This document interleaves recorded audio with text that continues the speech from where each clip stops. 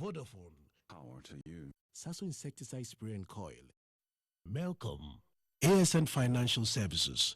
And supported by 3FM 92.7 Accra. This is what it feels like.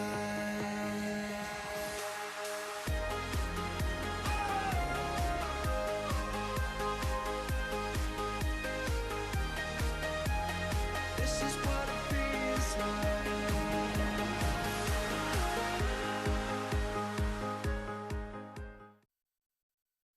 Good morning and thanks for joining me. My name is Abnatabi and this is New Day Saturday edition. A very warm welcome to you. This is our Christmas edition of the show. So Merry Christmas to you all out there. As usual, we're coming to you live from the studios of TV3 here in Accra. We are also live on other media general platforms, including 3FM 92.7, Connect 97.1 FM in Takoradi. And of course, we're streaming live on the internet at 3news.com. So folks, it's just about 14 days to the inauguration of the president-elect Nana Addo Dankwa Akufo-Addo, but the controversies surrounding the transition period or process seem not to be fizzling out. We have our eyes on all that is happening on or with the transition process, and we shall be looking at the emerging issues from the transition process so far. So again, we're 2 weeks into the transition period following the inauguration of the transition team on Sunday, the 11th of December 2016. And this is actually the third political transition from a ruling political party to another under the Fourth Republic. The first, as you all know, was in 2001, and the second came in 2009. Now, the difference with this transition is that there is a Presidential Transition Act to guide the process. Now, don't get me wrong, it's not as though the presidential or the transition of 2013 did not have the Presidential Transition Act being applied. Indeed, it was. But because that transition wasn't from one ruling party to the other, we didn't hear much of a brouhaha around the transition process. But this year's transition process seems already fraught with challenges, despite the existence of the Presidential Transition Act. Now, 2 weeks into the transition period, and there are allegations of contracts being executed in the last hours or the dying minutes of the outgoing government. Indeed, the president this week swore into office the heads of SHRAJ and the NCCE. And of course, this was met with some mixed reactions. We'll be looking at these issues. Now, the question is, does the election of a new president bring to an end the business of the outgoing government? Do these last-minute acts, or quote-unquote last-minute acts of the outgoing government, violate any law? And in the absence of any such law, can't we develop perhaps conventions to guide our actions in the interest of the nation? We'll be looking at some of these issues and indeed more when we begin the conversations later on in the show. Of course, we'll turn our attention to pressure being mounted on Gbese Manche, and a major concern going into the just held elections was the endorsement of political parties and their presidential candidates by chiefs. Well, that issue seems to have come back, but this time it's come back to bite the Gbese Manche, unfortunately. Now, the Gbese Manche Ni Ayibonte II appears not only to have endorsed the candidacy of His Excellency the President, John Dramani Mahama. He actually went ahead to say that if the president didn't win the elections, he, that is the Gbese Manche, would abdicate his stool. Now, the elections have come and gone. We know the results. Obviously, His Excellency, the President, did not win. And now the kingmakers have given the Gbese Manche a 7-day ultimatum to abdicate his stool, effective Wednesday, the 21st of December, 2016. Now, whether he abdicates his stool or not, could this not be a practical lesson for chiefs in Ghana and their involvement in partisan politics? We'll be looking at issues surrounding this particular development, but also look at the bigger context of other chiefs who have perhaps trod the same path the Gbese Manche did tread. And then we will be looking at the unfortunate gas explosion that occurred Earlier on in the week, on Tuesday, 22nd December 2016, news of a gas tanker explosion broke in the media. Now, the death toll as of yesterday had risen to 9, with 10 people left in critical condition. Now, initial investigations by the National Petroleum Authority, NPA, reveals that the explosion was caused by, quote-unquote, irresponsible human error of the operators of the gas tanker.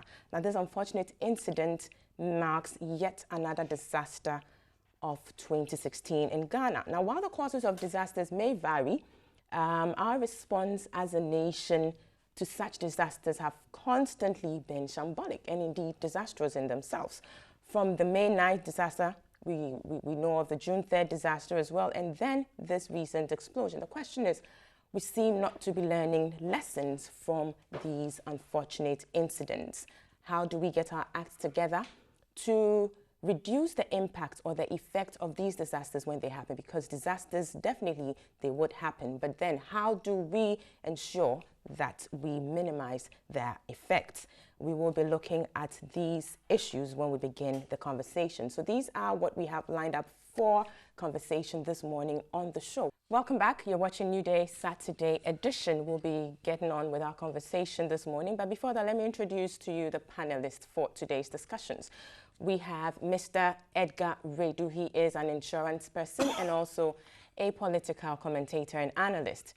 Next, we have the Honorable Murtala Mohammed Ibrahim, Deputy Minister, Trade and Industry, and the outgoing Member of Parliament for the Nanton constituency. An outgoing Deputy Minister. Okay, and outgoing as well. Also likes to be called comrade.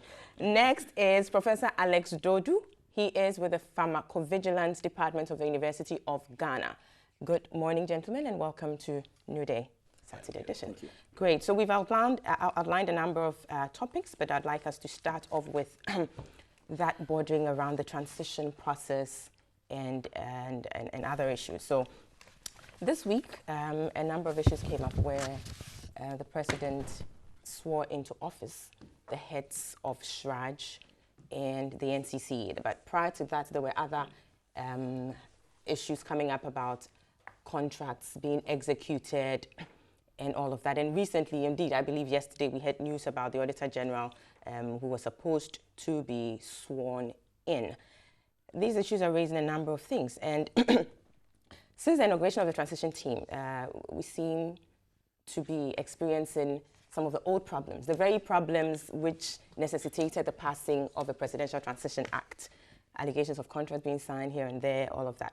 Now, while this has been condemned by some, others are of the opinion or the view that these are legitimate actions that the outgoing government could do, because really until the midnight of the 6th of January, really, the president and indeed the government is still in power.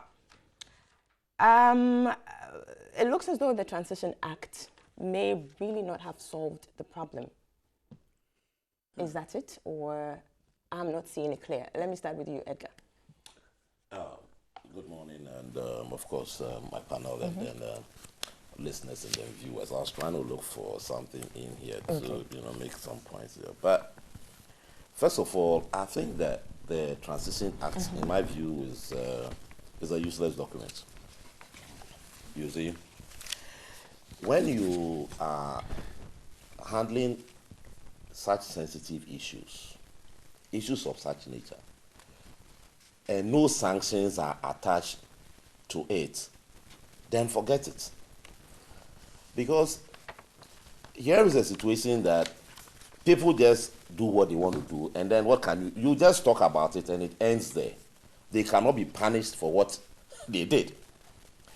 If we are made to understand that 30 days before elections, handing over notes must be in the possession of the Administrator General. And way after even the elections, the notes are not with him. And so what happens? Those who were supposed to bring it, they didn't bring it, what happens to them? The Administrator General himself, has he lived to its responsibility by making sure that he had it or not? Nothing. So then what is the point? I mean, personally, I say that you want a law to be effective, attach the necessary sanctions to it so that people will not just get up and then do things with impunity. As I see the law now, there's no sanctions for anybody, so you fail to do it, you don't do it. I mean, that's the end of the matter. It doesn't go anywhere. But let's come down to the issues that we are confronted with. We are talking about appointments that have been made and contracts that have been signed and some monetary issues relating to some increase in allowances and then what have you. Honestly, I think that the position taken by the MPP is a complete waste of time. You know, the MPP, you are somebody says you are just at the touchline waiting for the referee to signal that now walk onto the pitch. There are crucial issues that confront you as you have not even taken office. There are crucial issues that you are seeing along the line. And that is the area that you probably need to start concentrating, how you are going to deal with those matters. Issues relating to the salaries for the national service personnel, of course, I think that is a matter that they must express some concern about. Yes, contracts that have been signed, you need to express some concern about. Let me just halt you there, or pause you there. So perhaps we could distinguish between the issues that are coming out. Yes. One, you have appointments, and then two, you have the financial. Exactly. Yes, that's the point. Yes, exactly. So with the appointments, that is where I say it's much ado about nothing. Because you see, one of the funny things is that the way the NPP is going on about the appointments tends to suggest the appointments are political. You see? And these are offices that are independent offices, regardless of who the appointing authority is. The picture that the NPP is trying to create is like there is a government in waiting coming into being, and because of this and that, you probably have to leave it to them to do. You see, the moment you begin speaking like that, then the intention or the impression created is like those people are going to be appointed for your interest. But these are offices that have nothing to do with who sits in, you know, who sits in the government as a president. You get it? So we must be careful how we discuss some of these issues, because the noise that is being made, as I said, gives a negative picture, because you are making it look like you are leaving office. Why appoint these people? As if you are appointing them to come and be a hindrance to us. Leave it for we who are coming in, so that it looks like as if we are going to appoint our own people. That is the kind of game that is being played, and it's a very bad picture. It's a bad picture, because the issues that we have, just as someone said, yes, we agree that there are some of these matters that what I think that the MPP should rather be interested in, if they find a flaw there. Yes, you are coming into government, so you should rather be interested in ensuring that, okay, let's bring into being a law such that we don't need to wait for so long a time when that vacancy exists. So today, for instance, how long has the chairperson of the NCCE been hanging? How long has the position of the boss church has been hanging? These are the things that I think, if you think that there's a problem, we need to start looking at and say that, look, when a vacancy exists, within a question of 2 months or 3 months, new appointments must be made, so that it does not become, because some positions have been there. Shouldn't that be as a reason of cause, or as excuse me, something that happens by default, that there's a vacancy at such a critical state institution, so that you don't necessarily wait for so long to have. That is what I'm saying. Do we need to actually pass a law? Exactly, because now, for instance, the church position has been vacant for more than a year or so. The same applies to the what do you call it? Indeed, NCC. you know, since Madam Anna Bosman left, it hasn't been substantively filled, because Ms. Thompson, when she came in, was acting. Yes, and there is no law that says that, apart from the law that established, you know, they established the commission, Apart from that law that established the commission, that says within 6 months into coming into office of the constitution, these offices must be established. So they were established.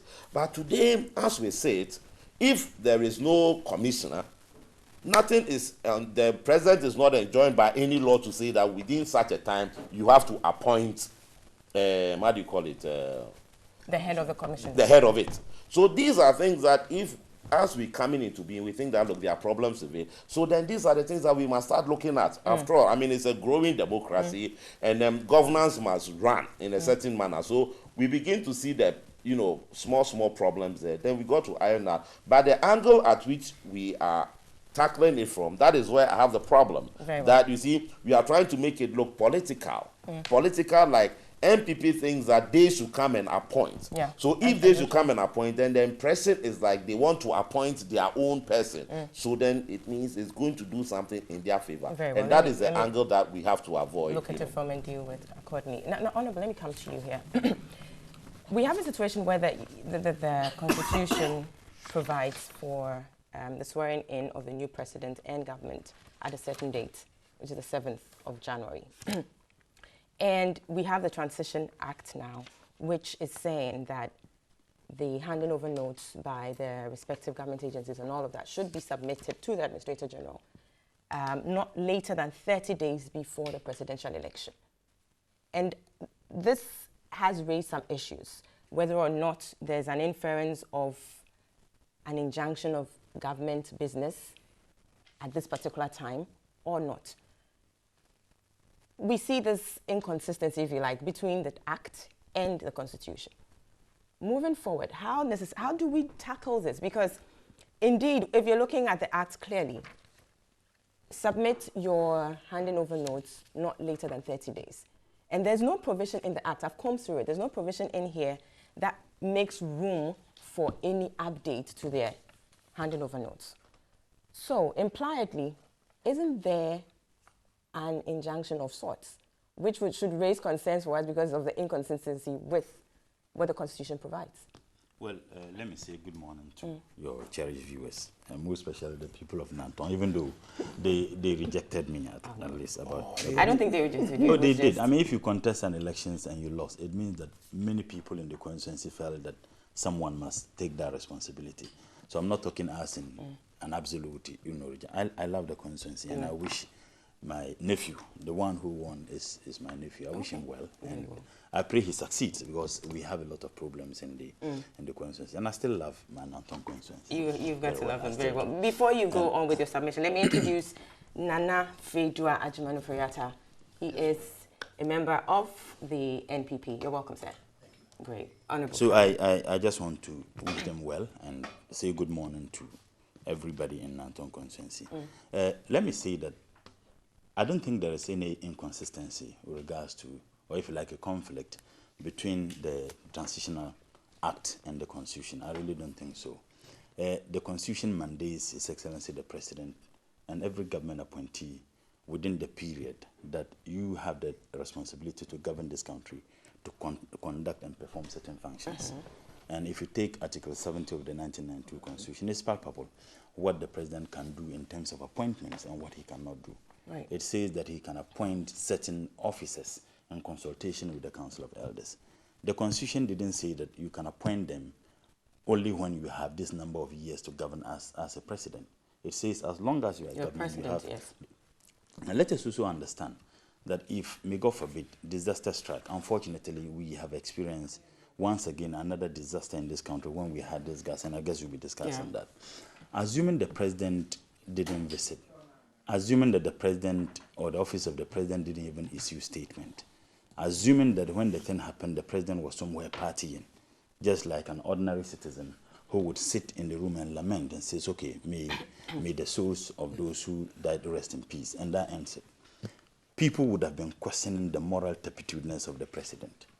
If, may God forbid, a disaster struck today, the MPP would tell the people of this country that we haven't taken up the responsibility of governing yet. It is the responsibility of the government. Now, it is hypocritical when you would demand such responsibility from the president, yet you deny him or tie his hands of performing other functions and responsibilities. And I think we need to get that. It is also important for us to understand that a lot of disappointments, the discussions and negotiations and the decisions that government has arrived at didn't just start today. A classical example has to do with even the increases in the allowances of national service persons. The National Service Authority issued a statement that this thing started somewhere in April. And in fact, the Fair Wages and Salary Commission actually even gave their approval with regards to the increases and other things. So it just happens that at this material moment, they needed to implement it. But let me also hazard another guess. Assuming that those decisions which were arrived at, this president and this government never implemented them and left them, and the incoming government comes, they swear in President Nana Akufo-Addo and his government, and the next day, he begins implementing them. I don't think that people would ask questions. They will see that, yes, change has come. And in fact, this and these things are being done. Yet the same things are done. And I think it has to do with what Edgar said. We tend to politicize everything. Government or governance is continuum. There are certain things that the previous administration started that certainly ought to continue. And I was elated when I listened to Nanado when he went to somewhere in the north and promised that all the projects that were started by the NDC, he is not going to abandon them, he's going to continue. And I believe that Prof. Mills demonstrated that, and I am so happy to hear that, yes, those projects are going to continue. I think we need to look at them in perspective. Government has a responsibility to function, and the responsibility ends on the very day the incoming president is sworn in. Now, if you want to stretch that argument, one can even say, okay, Parliament ought not sit. Parliament ought not take any decision. Parliament ought not look at how they can get the new speaker and others, because the tenure of the government, indeed, so to speak, is ending. And therefore, that Parliament, the tenure of that Parliament is also ending. If you want to stretch it, then you go by that same logic. That Parliament should not even sit. How would Parliament come out with even a new speaker? How will Parliament even come out with majority and minority leadership and others? They will not be able to do that. So I think that we need to look at them. I also agree that if in making such appointments, I have listened to those who say, look, there should have been a consultation with the transition team. Where is that coming from? The Constitution didn't say that the president should consult the transition team. If we have a problem with the way things are done, then we must begin looking at legislative, amendment and instruments that we introduce. And I think we must. That's what you definitely continue, but that's what I was asking Edgar, that is it always a case that we need to legislate? What about conventions? No, but you conventions that have evolved by reason of practice or experience. You see, we live in a country where everybody is a lawyer. I mean, people will begin, yes, people will begin to question, and you don't have to do this. It's unconstitutional, and particularly the media is unconstitutional. You ought not do this. People will begin showing you constitution. Those, I mean, the article, they will quote them. I mean, Nana has a constitution. Good. So you see, and let's also and let's also understand. Let's also understand that our governance system is evolving. I mean, if you look at democracies elsewhere, in the United States of America, even after Donald Trump won the election, President Obama has made several appointments. Several appointments. I was reading something this morning. I think one of the Supreme Court justices, yes, he can appoint until such a time that the Senate, the duration of the Senate elapses, and that will be sometime 2017 or 2018 that he can do that. Nothing bars that.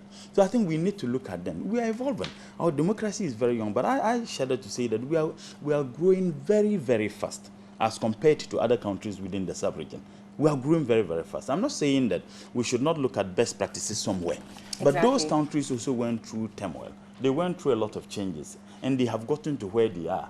We should hasten in terms of just implementing everything hook, line, and sinker. We need to be very, very careful. So I think we should look at it in that perspective. And let me conclude on the point Edgar made.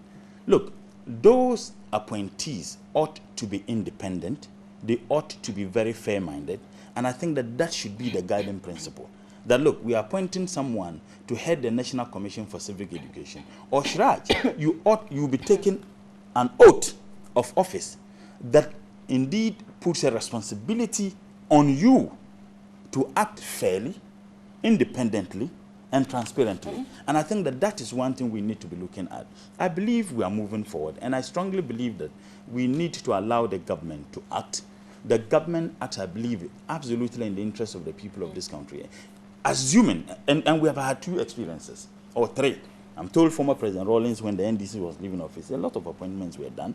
When MPP came and they were leaving office, a lot of appointments were done. And if you look at the Transition Act, this is the first time that you have a sitting government. At least in exactly transferring power from one president to another. Of course, this is the first time we are implementing this particular act. Yeah. You know, we would go through some challenges, and I believe that with this, we would have learned some of the concerns that have been expressed.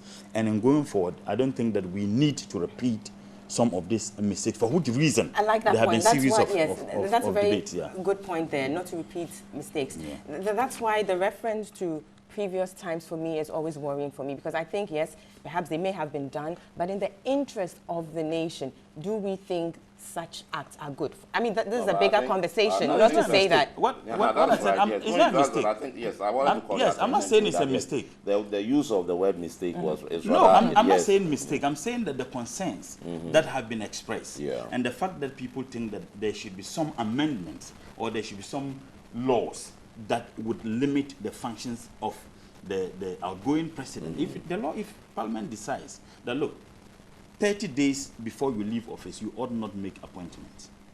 But if you look at Article 70, it doesn't give a timeline as long as you exist as a president. And that's the point I'm making. I'm not saying that what President Ford did or the former president did was wrong. No, I'm not saying it was wrong. Of course, people raised the moral questions. People felt that, no, you don't need to do that. You are exerting too much pressure on the incoming government. But I'm asking a question.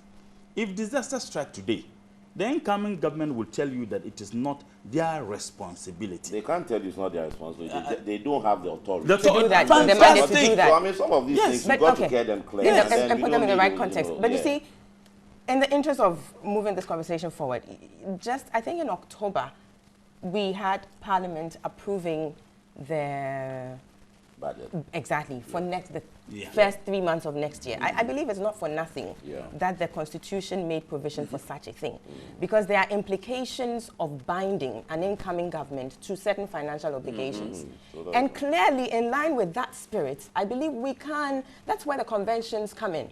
You know, I think there's a tenor of the Constitution that is saying something here with Article 180. And Prof, I'd want you to respond to that, where because the drafters of the Constitution anticipate that, of course, with an election, there's likely to be a change of government.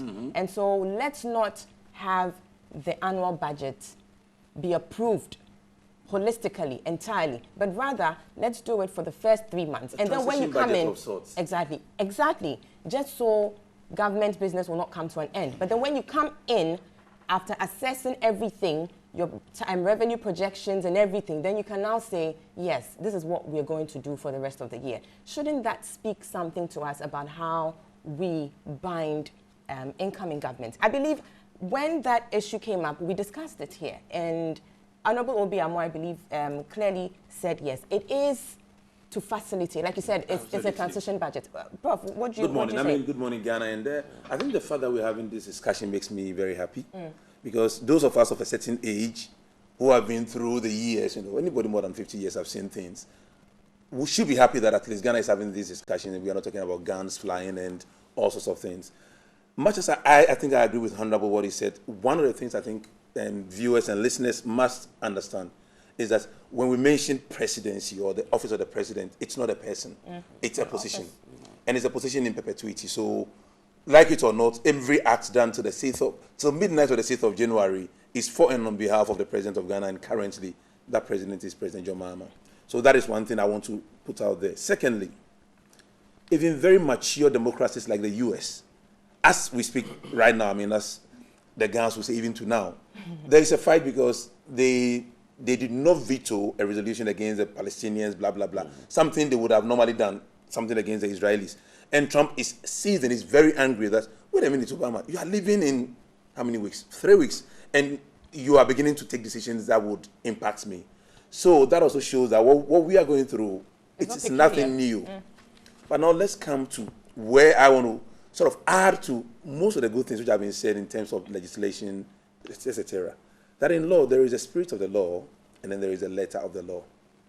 Point one, every appointment made by His Excellency President John Dramani Mahama till midnight of 6th January 2017 is legal and it is constitutional. He has the power.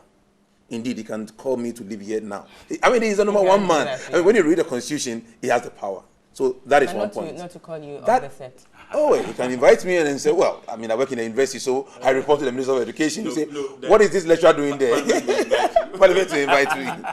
I like that. So that is one point that we have to accept, that he is the number one citizen of the state till that time. So that is a letter, and he's in addition. I mean, as far as the letter is concerned, he's done the right things. What about the spirit? And that is where I want Ghanaians to begin, as we mature our democracy, to begin to work in the spirit of things. Let me say that we live in a country where almost every meeting starts with a prayer, and people proceed to lie. And I've always said it, that I don't attend meetings a lot of the time, purely because what is the point of wasting your fuel sitting down with people who pray for 10 minutes and proceed to lie? Ghanaians usually don't want to face facts. We go for meetings where people want to score a point, not to get a solution. You go for a meeting where people tell you what they feel, rather than seek the collective view of the people together. And I've always maintained that if you are calling me to tell me what you think, send me a memo or an email or a text message. There's no point in it coming cuts everything out. So please, all of us, and I'm referring to both parties, let us begin to work within the spirit of the law. I mean, I've always maintained that there are several appointments, Electoral Commissioner, NCC, Shiraj, and so on and so forth, that we would have to accept that there'll be political connotations to it, and we have no choice about that. It happens everywhere, and it will happen till we all die. However, within the political system, there can be negotiations, there can be chats. I remember when Madam Charlotte was appointed, there were points about should there have been more discussions, should there be legislation. I believe strongly that both sets, and we know it, there are issues of national security considerations that they talk about on the quiet. Honorable, you know it, I know it, and that happens on the quiet because it should. So let us move that into certain other areas. Let's face it that there is nothing wrong with a political party trying to be in power forever. That is what political parties do. They have to win elections. That is their raison d'etre, correct? But I think within the law, I think the spirit should be allowed to move. Now, coming back to the transition budget, that is the reason. President Kufuor, I remember, had the single spine just before he left. One would say that it wasn't in the best of taste, let's put it that way. You could say that, should it have been discussed, should it not have been discussed? Similarly, I would say that the two appointments done, I think the timing and the taste, because let's face it, it could have been done faster for political gain in terms of getting votes, especially in the national service salaries and 12.5%. Post-election, when you are not going to gain electorally, when you do it, people say, why? So for me, the spirit of it leaves a lot to be desired. The letter of the law has been followed, and you can't complain about that. But I think we need to ask ourselves as Ghanaians, what do we want to do? I want a country where we begin to be honest about ourselves on everything from healthcare to education to all the communities. And I have maintained and I have said that when you take politics out, Ghanaians can solve every Ghanaian problem. We have the experts. But when people will say, who is honorable? Oh, it's NDC, we will not use him, despite his acknowledged skills. He's been in power, well, roughly 8 years. He's made contacts. If his heart wants to build Ghana, he can say, oh, Nana, I know your party is in power, but when you get to Dubai, don't talk to that man. He's swerved. No, because all of us... Which Dubai are you talking about? The real Dubai. So as I learn, what I would say is this. I look at Ghana and I say I'm happy. Most of us have been students, going on? activists. But the conversation we're having is a sign of maturity. I don't want us to think that we will fly. Even America is having that problem. To the extent that the United Kingdom are fighting whether Brexit should be approved by Parliament or the people. Tells us that these things mature. But I believe that what we need is to begin to have a conversation about truth. Ghanaians always want to win an argument. And I always said, I'm not interested in winning an argument. I'm interested in the facts. What do we want to do? We are a country in crisis. I'm sorry. We are a country which is poor, despite the fact that we should be rich. We need to come to the table and say, how do we fix it? How do we create jobs? Honorable can say it's NDC. If there are jobs in Nanton, he's happy. He's happy because his people will not come and stress him for school fees and all the communities. So let us build a country that we'll be proud of. And that is why I always say that politicians live for the next election. We statesmen live for the next generation. Sure. Thank you very much, Prof. I'll be coming to you, Nana, but quickly, Honorable, the appointments, I just want to know, why was it left to this point? Because Shraj is a key state institution, and it went without a substantive head for so long till... I was listening to Prof, and then I was actually wondering if President Mahama and the NDC government had increased the national service allowance before the elections. The very people, those pseudo-moralists, and constitutionalists, and those who serve as, if you like, the vanguards for democratic principles and good governance, would have questioned the reasons why those increases were effected. They would have questioned. And I can tell you, even if those increases were done a year before the elections, they would have raised those questions. Now, it's like when you are too short, they complain. When you are too tall, they complain. When you are too fat, they complain. When you are too slim, they complain. What we need to do, and I still come back to the point Edgar made, we need to understand that those state institutions and those who are appointed to head them must head those institutions not based on their parochial interests, but they must head those institutions based on the oath of office they take, that they are expected to be independent, they are expected to be fair and transparent. The Electoral Commissioner, when the woman was appointed, what didn't we hear in this country? Yet that same woman supervised an elections, and the government, which was perceived, and in fact, public statement made as the government whose interest she was coming to serve, lost the elections. So we need to begin. That's why I said our democracy is evolving. We'll go through those challenges, and I was so happy when Prof made references to happenings in democracies that have existed over 200 years. It's good we have the talking. Let me tell you this. Briefly, and then I move a to diplomat saw me and asked me, what do you think about the elections that you have had? Anyway, by the way, I'm sorry you lost your seat. And I said, I lost my seat, my party lost, but I was happy because democracy has won. I was happy because I moved somewhere and I know, yes, I'm a Ghanaian. And what has happened? I pray and hope that in our lifetime, we should experience that at any point. You have elections. If you don't win the elections, you concede, and then we move on. Very well. Nana, let me bring you in here now. Quote-unquote, last minute, contracts being executed, appointments here and there. The transition team of the NPP has raised issues, and there's been the response by the other side that, well, the president has a mandate to do all these things. So what's illegitimate or what's illegal about it? Well, what's the position? Well, my first reaction is that it's totally distasteful on the part of the government to do what they're doing. Now, the basis comes from Prof has just given me the words to use to set my, to answer the question as you've posed it. He asked this question, has the letter of the law been followed? He thought it had. Let me prove him wrong and also raise a few issues. This process of transition is a political process. I heard my brother Edgar talk about, but it is a political process. Here's my first thing. The Act, the Transition Act, its first statement, it says an act to establish arrangements for the political transfer of administration from one democratically elected president to another democratically elected president, to provide for the regulation of the political transfer of power and for related matters. These are all related matters.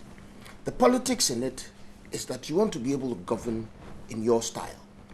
That's where, quote unquote, the selfishness of a political party comes to play. Both sides. The NDC wants to leave a mark. The NPP wants to leave a mark. It's politics. Let's not pretend. Doc said we should stop lying. He said we should start telling the truth, which means stop lying. Now, what you want to do is, in that politics, you want to see that the well-being of the country is prime. Not so. It is the reason the Act was created. The Act was created because in previous experiences, we hadn't gotten it easy. There was political tension. Am I not right? We've referred to President Kufuor's transition period. There was political tension. When President Rawlings was handing over to President Kufuor, there was political tension. This Act seeks to douse it. It pours water on that type of tension. That's what this Act does. Therefore, it goes to the well-being. Now, let me refer to the well-being. We're talking about, has the law been followed? The president, any president, swears an oath. And in that oath, he uses the word well-being of the people. Let me read it to you. I, and in this case it will be Nana Addo Dankwa Akufo-Addo, having been... January. I said it will be. Absolutely. Now then, I'm relax. It will be. It will be. goes all the way down, and he says, protect and defend the Constitution of the Republic of Ghana, and that I dedicate myself to the service and well-being of the people by the act of Mr. Mahama, and therefore whoever is advising him.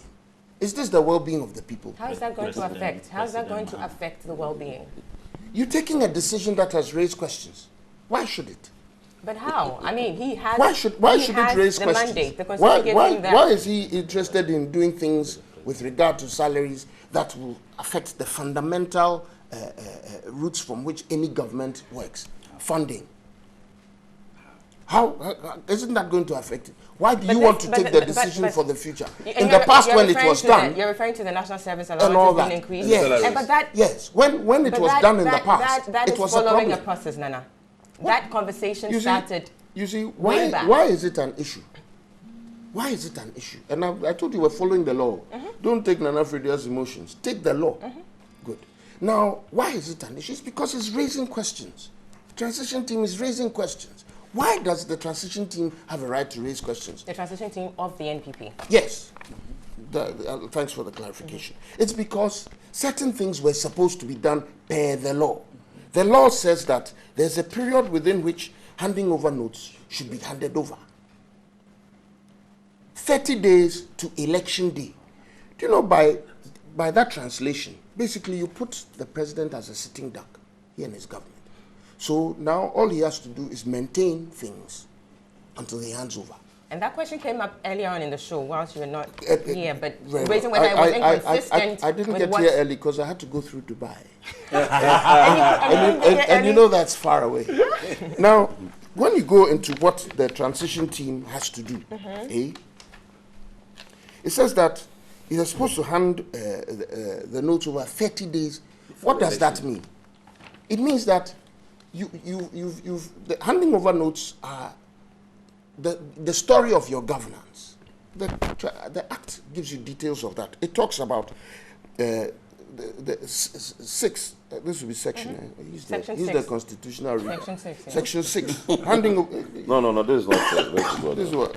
Section 6. Section 6, section 6 1, subsection. Yeah. That guy is master. He's got the thing in his head. But this one I don't think you have because you made mistakes. Now, Which one? Let me Very see. well, let's carry on, please. Yeah. Now, That is your view. I mean, say that is your view, Well, but not I mean that. like I said, now 6.1, the office, the handing over notes. The office of the president shall prepare a set of comprehensive handing over notes covering the term of the office of the president as the executive authority under Article 58 of the Constitution. It recognizes the power, and it should hand over notes based on that power. Now, let me say this. Comprehensive. Let me say this. Okay. Comprehensive. Let me That's say the this. working You word. I definitely didn't carry even- on, but let me make this And I submission should here. because This is a statute Exactly. coming from a constitution. Yes. And the constitution is supreme. Exactly. Yes. And that's why I raised the earlier is the question. essence of a Just statute? a minute. That's why I raised. The you Constitution see, is that's why I supreme, as raised you the say, earlier but- question, whether or not there is not an inconsistency here. And for me, I think that's a very fundamental question or issue we need to deal with. Educate us because on the value clearly of a statute. the point is, this is derived from that constitution. Yes. That is the It good drives norm. its It's the, authority. Okay, so you what understand? is the... So the what- constitution is the biggest thing. Yeah. And that gives the president the powers to do what he's doing. So, in and that's effect- the question we are asking. Has he done anything legally wrong? And I'm raising but then that. that raises the issue about the letter and the spirit of the law, which is what Abner, even the the conversation letter- has Abner. been. What- But please, let him. Yes. When he finished. Please let me, because 3 people don't agree with me. Oh. And yeah. No, not necessary. We have not We just- disagreed yes. with you. Not Oh, you have, because I've told you that I don't agree with you. Which means you disagree Okay, with me. carry on. Now, what is the essence of a statute? It's to help you regulate what the Constitution says. Am I right? But it I'm a shouldn't layperson, detract I'm from not a it. lawyer. It Say shouldn't again. detract from it. Thank you. How has this detracted? Because what It's I'm now putting an reading... injunction on government business 30 clear days before the elections. How And does that pretty do much- that? Just like what you I haven't said. finished reading. Oh. Abner, it's even. I haven't Please allow him to finished go on. reading. You carry on, Nana. Foreman Anton, please let me. You carry on. It says that the notes prepared under section subsection 1, which is what I just read before I go, shall include A, the handing over notes received by the president and the ministers on assuming office. When you were coming into office, what did you receive? That includes when they handed over to themselves. B, notes on the activities of one, the office of the president and of vice president, blah, blah, blah. 2, ministries. You're supposed to have notes on all that. The handing over notes shall reflect the accurate, and this is key for me, which begins to answer your question about whether it has deviated from, it has not. The handing over notes shall reflect the accurate developments which have taken place during the tenure of office and the projections of development to take place before the end of the full term. That means that it has not stopped you from working. It is telling you that be honest with the people of Ghana. So if you are going to do this, put it in the If it hasn't stopped you from working, it hasn't. It hasn't done anything of the sort. Now here is where the problem. Here is where Mr. Mahama is not dealing with the Ghanaians well. He's not thinking about the well-being of the. You see, typical Africans. You are caught up in the title. We're talking about the work. That's fine. We get it. Now, he is still the president, yes. Of course. Who's doubting it? If why would we be talking about him if he were not president? So it's an irrelevant interjection on the part of outgoing Anton. Now, this handing over thing is supposed to, look, even in your studio, do you know you hand over to the next program? You say nice things to the public, tell them to relax.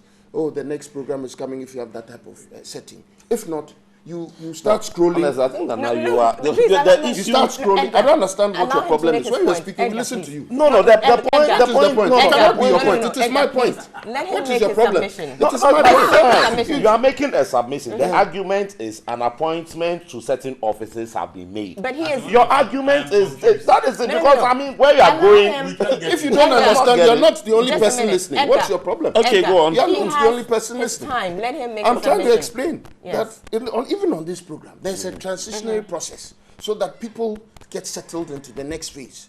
That is the essence of this, so that there will not be that tension with the word I used before.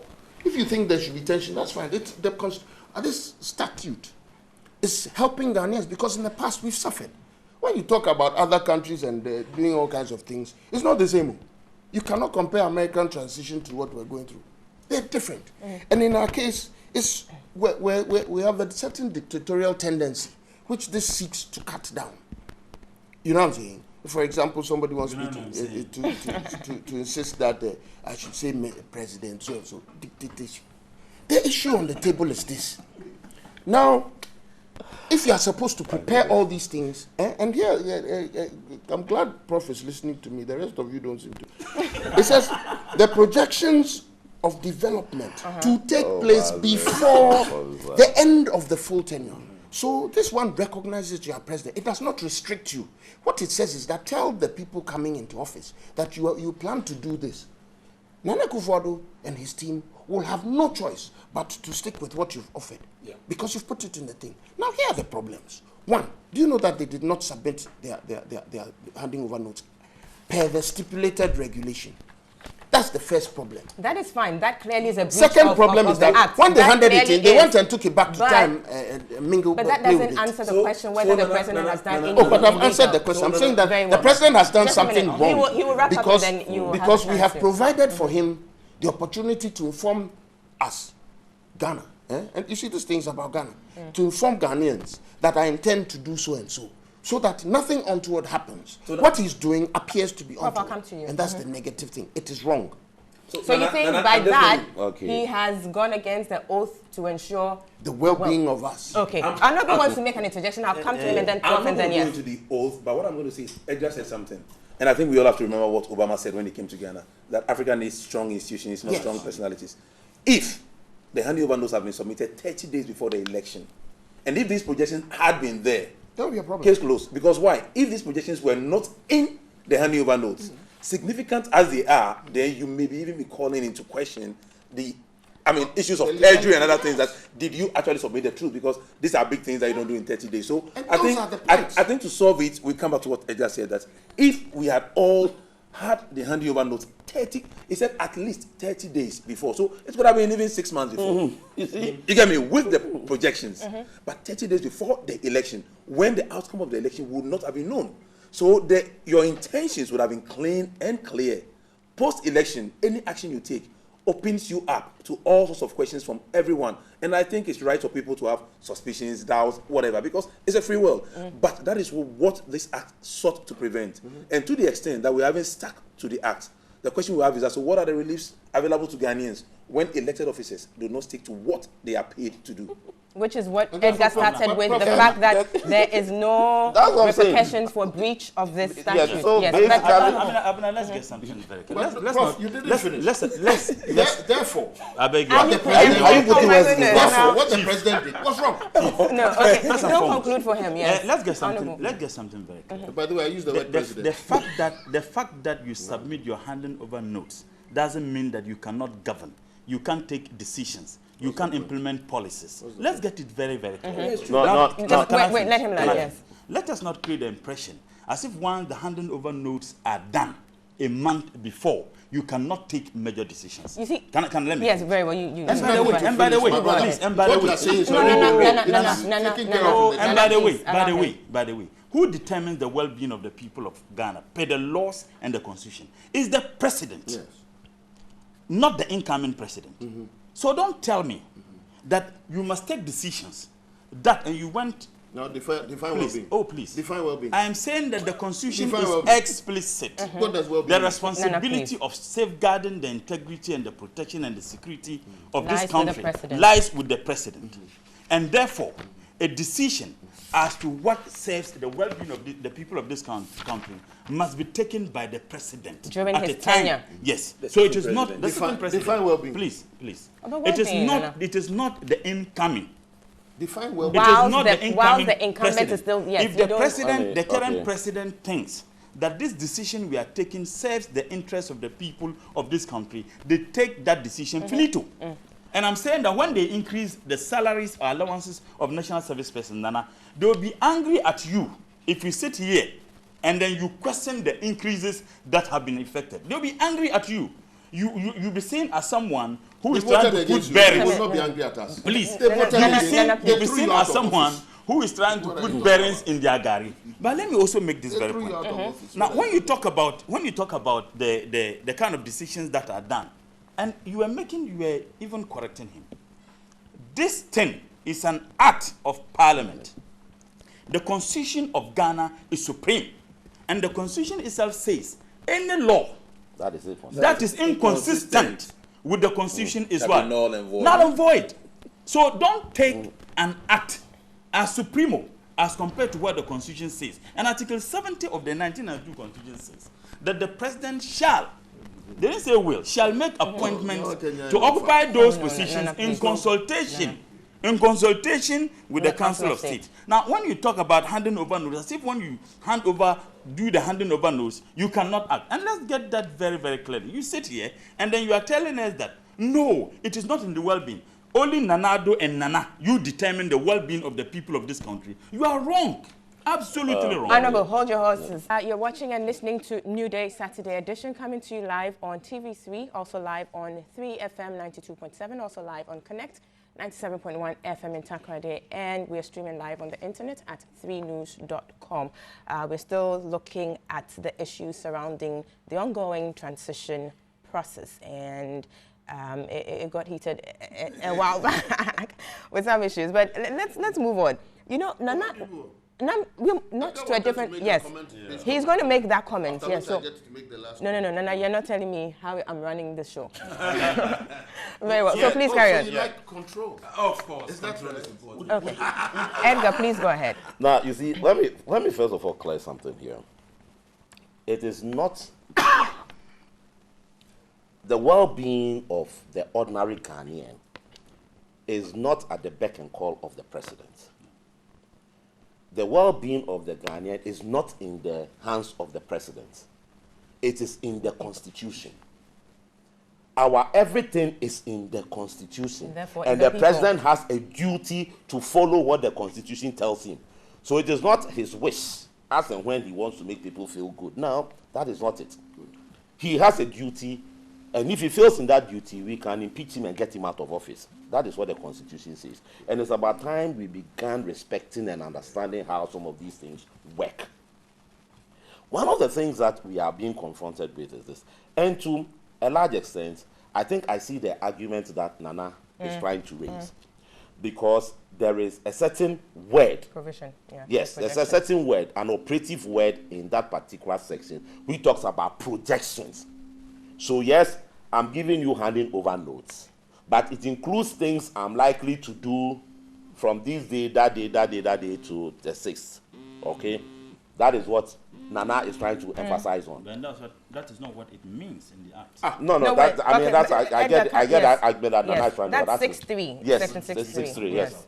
He's saying that. No, that's what I'm saying, yes. I mean, these are things that, projections that, because you see, it is a going concern. The state machinery does not halt. So I've given you what it is as of today. Up to they say, so let's say 30 days before the elections. So you are talking about the 7th of November. Yeah. I've given you handing over up to the 7th of November. However, from the 7th of November to the 6th of January, these are things that I intend to do in line. So those are the projections. Be as it may, the president would not have foreseen this disaster that came. So that is where Honorable's point comes in, that so emergency, the president must take decisions. So then the point of emphasis here is that, so if the president had given in the handing over notes the projection that he will be appointing the commissioners for this and this and the Auditor General, that one, and people didn't have a problem with that. Thank you. So case closed. I think we've understood. So it's putting the incoming government on notice, as it were. Okay, so then we have now understood it. But the angle that people are coming from tends to suggest something different. That is what I was trying to qualify. That they are trying to make it look like it's a political something, which means they coming to office should have appointed those people. Because the argument is that the president. Oh, please, just a minute. I haven't said anything. Yes, so stop waving your hands. Stop that concern. Stop that concern hands you are using. Maybe I have a sickness. You don't know. Okay, fine. Then not on this. Okay, so just a minute. Let me announce this. Earlier on in the show, I had announced the breaking news about the fire that was in the ADB building opposite the National Theatre. And we have our reporter there, Lister Wolakwe, on standby. We will talk to him in a few moments, but before that, let's just take this. We'll be back.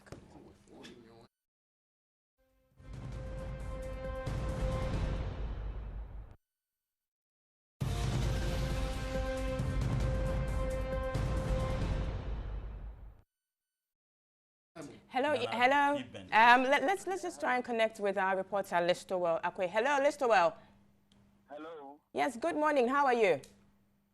I'm good. Great. So, can you bring us up to speed on what's happening there? What exactly have you had any? Well, hello. I'm currently here at the Agricultural Development. Hello, Listowell. Yeah. Hello. Can you hear me, please? Yes, Listowell, I can hear you. Could you please bring us up to speed? What's happening? Yeah, the fire has been put out currently. I spoke to the Deputy Chief Fire Officer, Ebenezer Simpson, who narrated and told me that, it was a small fire that caught the signage on the Agricultural Development Bank building, not the building itself. It's only the signage.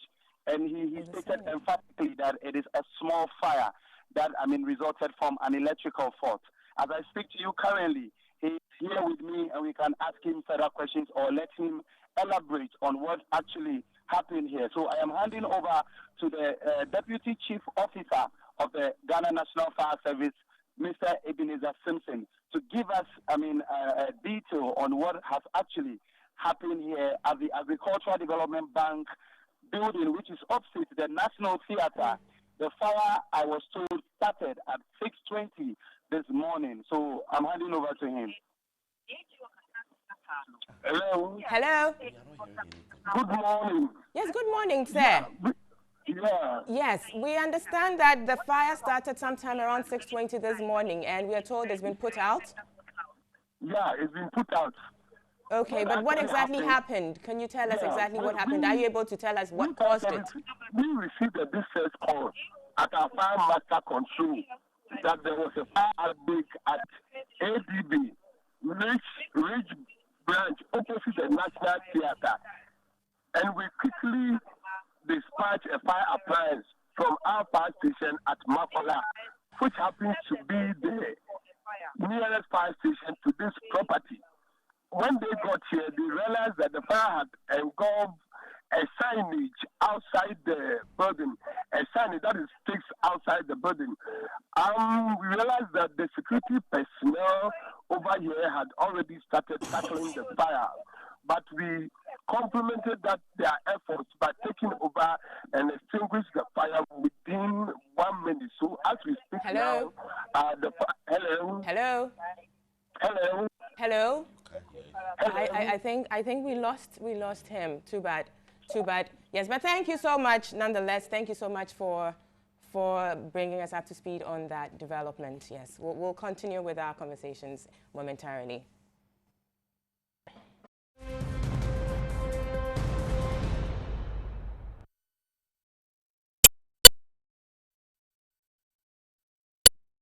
Edition, and indeed we are thankful that that situation has been dealt with. It's giving us something to talk about, and additionally to what was already tabled for discussion this morning, which is the gas explosion around the Trade Fair site earlier on in the week. So we'll be looking at that in detail when we get to that point. But currently we'll move on with our conversations on the transition process. And Edgar, I cut you in there to make it. So carry on, please. Good. I tried explaining that issue, that is not the president's whatever. That is why we can challenge the president in court. Because if he is trying to infringe upon our well-being and our whatever that we have, we can take him to court. You mean the parliamentary process of impeachment? No, what I'm trying to say is, I mean, if you think that the president's action is infringing on your human rights and what have you, you can send him to court. So he's not the one sitting. Yes. That is why the AG is there. Of course. I mean, so he's just a nominal basis, so you put him that. Yeah. So not the president directly. Good. Yeah. So here is the situation that the issues, but as I said, Nana has raised this point, which I said I agree with him, that yes, the projections and what have you, if they had indicated that in the handing over notes, according to Nana, such problems would not have arisen. But sadly enough, as I was trying to point out to him, the impression that is coming out does not tend to suggest what Nana is saying. Because if you want to look at it, for instance, here's the situation that Philip Addison has gone to court. Right now, he's gone to court, and the thing is that to stop the president from further appointments and things like that. So it does not fall in line with Nana's arguments that you are raising, because you are suggesting that if the president had indicated in the projections, this would not have been a problem, which I said, fine, I do agree with you, but the impression that is being created outside is a negative one. It tends to suggest that the MPP would wish that they come to office and then appoint. And that gives another story, which I think we've expressed. Yeah, but essentially what Nana is saying is, and which you alluded to here, the thing about 6.3, which makes references to projections, which talks about intentions. So that if this provision was complied with, then perhaps this whole brouhaha wouldn't have come up. That is what I am saying, that I agree with Nana on that score. But on the ground, that is not what is suggesting. And that is why I give reference to even what Philip Addison has gone to court to do. It does not give that interpretation. Okay, let's leave it together. Now, the issues that I see as worrying from that side is what we are trying to talk about, the budgetary aspect of the matter. That, I think, yes, the government has not been fair. You get it? And then the contracts that have been signed, the government has not been fair there. Why? Because, you see, already the as someone said, you have come to Parliament, put in place a 3-month provisional budget. Now, the 3 months provisional budget that you have put in place for the government to start running till it prepares its own budget did not include such increases and whatnot. Not forgetting the fact that you have also gone to pass another law that restricts government from making certain borrowings and things like that to augment its budget. Laws. Which laws? Oh, the Bank of Ghana Act. So it restricts government from borrowing. The kind of borrowing that the NDC did, they cannot do it this way. As in the percentage, used to be. You just as in the Bank of Ghana. You don't know the law. Listen, I don't understand. It's not about making laws. You don't know the law. Listen. No. What I'm saying is that it's not about making laws and restricting government from borrowing. No, what we're saying is that but then you are completely you are even confused. I'm just talking about. What I'm saying is that as it stands now, months now, you were going to make a law that will prohibit government from borrowing at all. No, from the Bank of Ghana. That is the Bank of Ghana coming to the aid of government. Yes, and then some agreement that you can borrow some small percentage and what have you. And that's what I'm saying. That so with all these things, you see, don't push the new coming government into that situation when it's taking office, because you have already made a budget that has been approved for the 3 months, which I believe factored in the 12% increase for the general. Remember, there was a budget for 2016. Remember? Yes. And there was this budget, which you can call as transitional budget. Exactly. For the first quarter of Yes, 2017. for the first quarter of 2017. Exactly. So if you are implementing decisions that are captured in the 2016 budget, yes, it has got nothing to do with that, if you like, transitional budget the for the 2016 budget, there's nothing wrong with it. But no, if it has implications but then the salaries that you've increased, when is it? No, there are allowances I'm coming. In fact, part of the negotiations of the increases in salary, remember, the labor union was demanding even over 20%. That is not the argument. I'm coming. The argument is ongoing. No. It was ongoing, and let him respond. They arrived at 12.5%. That is for the general workers, which was agreed, and that is not what I'm talking about. The national service. The national service one is what I'm talking about. I indicated in my statement that even as late as April, the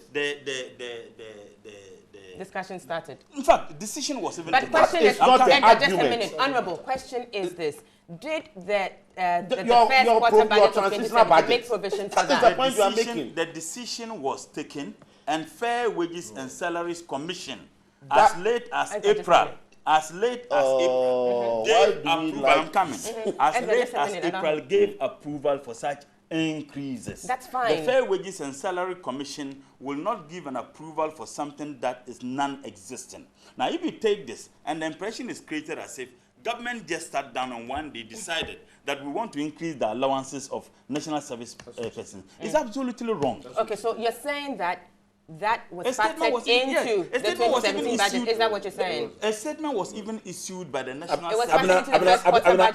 It is a fact. It is a fact that wage negotiations are always ongoing, and people always want salaries. However, the approval and the implications for any incoming administration, one would have expected that in the spirit of goodwill, in the spirit of openness, the transition team would have been told that, you know what, this is what we plan to do. Now this on the table. What do you? I'll come back to you. Land and then yes. No, because essentially, essentially, I don't know why we are going around. No, hold it, please, just a minute. You're talking about each other. Nobody's hearing you. So please, yes. I mean, the fact of the matter is that we are sitting. we are sitting on the table looking at issues of transition. Yes. And I have said it earlier on that what do we want to achieve honestly and truthfully, looking at each other straight in the eye?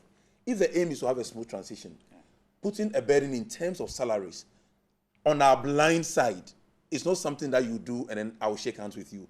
I'll look at you and say, this one, I didn't see it coming. So I would say that, you know what, we can do all the dancing we want. We can use all the big English to justify our facts.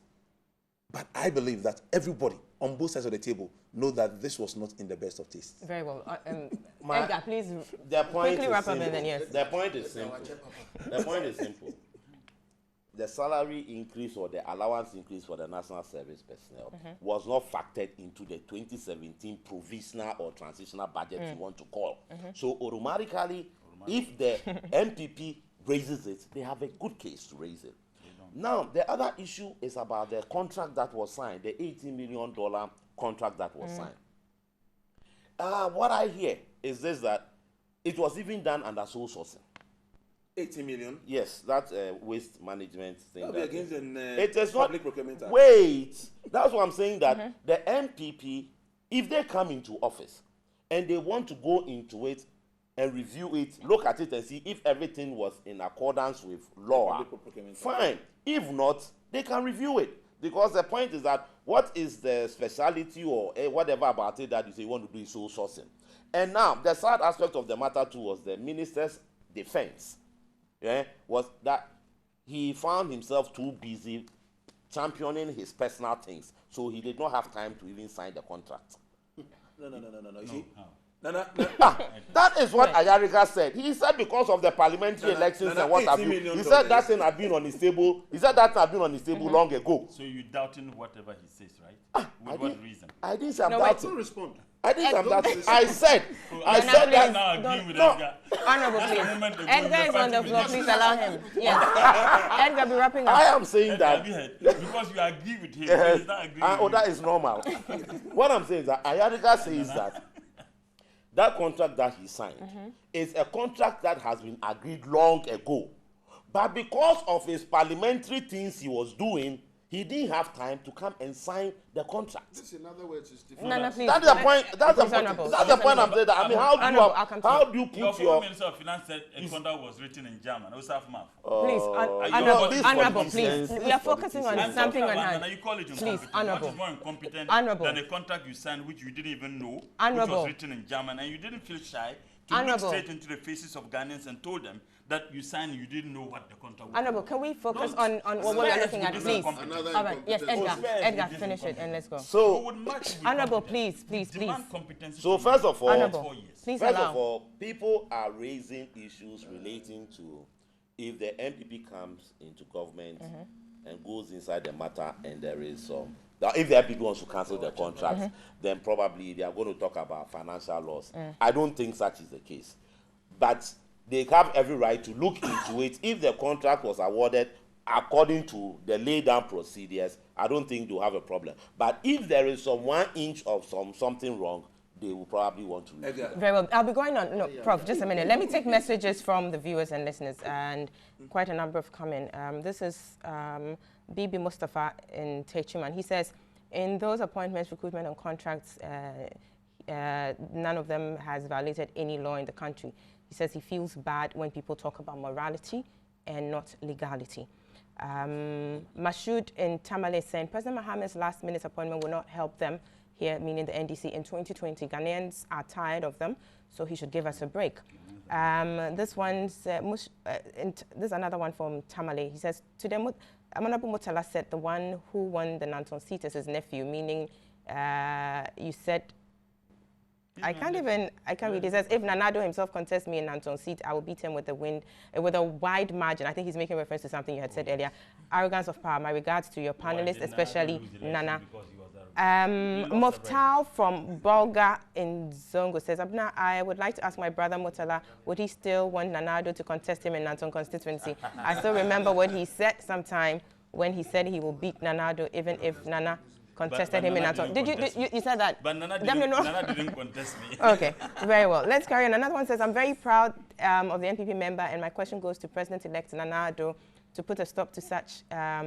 He says, many cars called convoy to assist him when traveling rather. Okay, I can't read the rest, but I guess the import of the text is that Nana's convoy should, exactly, well, I think it all goes to austerity measures, exactly, which is fine, yes. Abna, good morning. I'm listening to your panelists this morning and I'm recording their stand on this matter today. They should bear in mind that NPP will not stay in office forever. I will listen to their comments in 2020, he says 2040, but I believe it's 2020, when power changes hand from NPP to NDC and an outgoing NPP government. He said 2040. 2040, NPP long. That's what he's saying, decides to sign contracts, increase allowances, and make fresh appointments. I totally disagree with those who are calling for amendments to the Transition Act. I pray that Nanado will not adhere to that call, but will rather terminate all last-minute appointments made by, he says, this incompetent NDC government, regardless of consequences that will cost this country. And this is Akosomo in Kukuren to me. You are watching and listening to New Day Saturday edition live on TV3 in Accra, also live on 3FM 92.7 and live on Connect 97.1 FM in Takrady. We're also streaming live on the internet at 3news.com. I'll take some quick messages and then get back to the panel. This one is from Issa in Techiman. He says, Abna, anything you do that raises questions means that thing is not being done right. Those positions were left vacant for a long time. Why now? Nanado will still succeed despite the last-minute appointments. And another one is asking, are we talking about legalities or bad faith?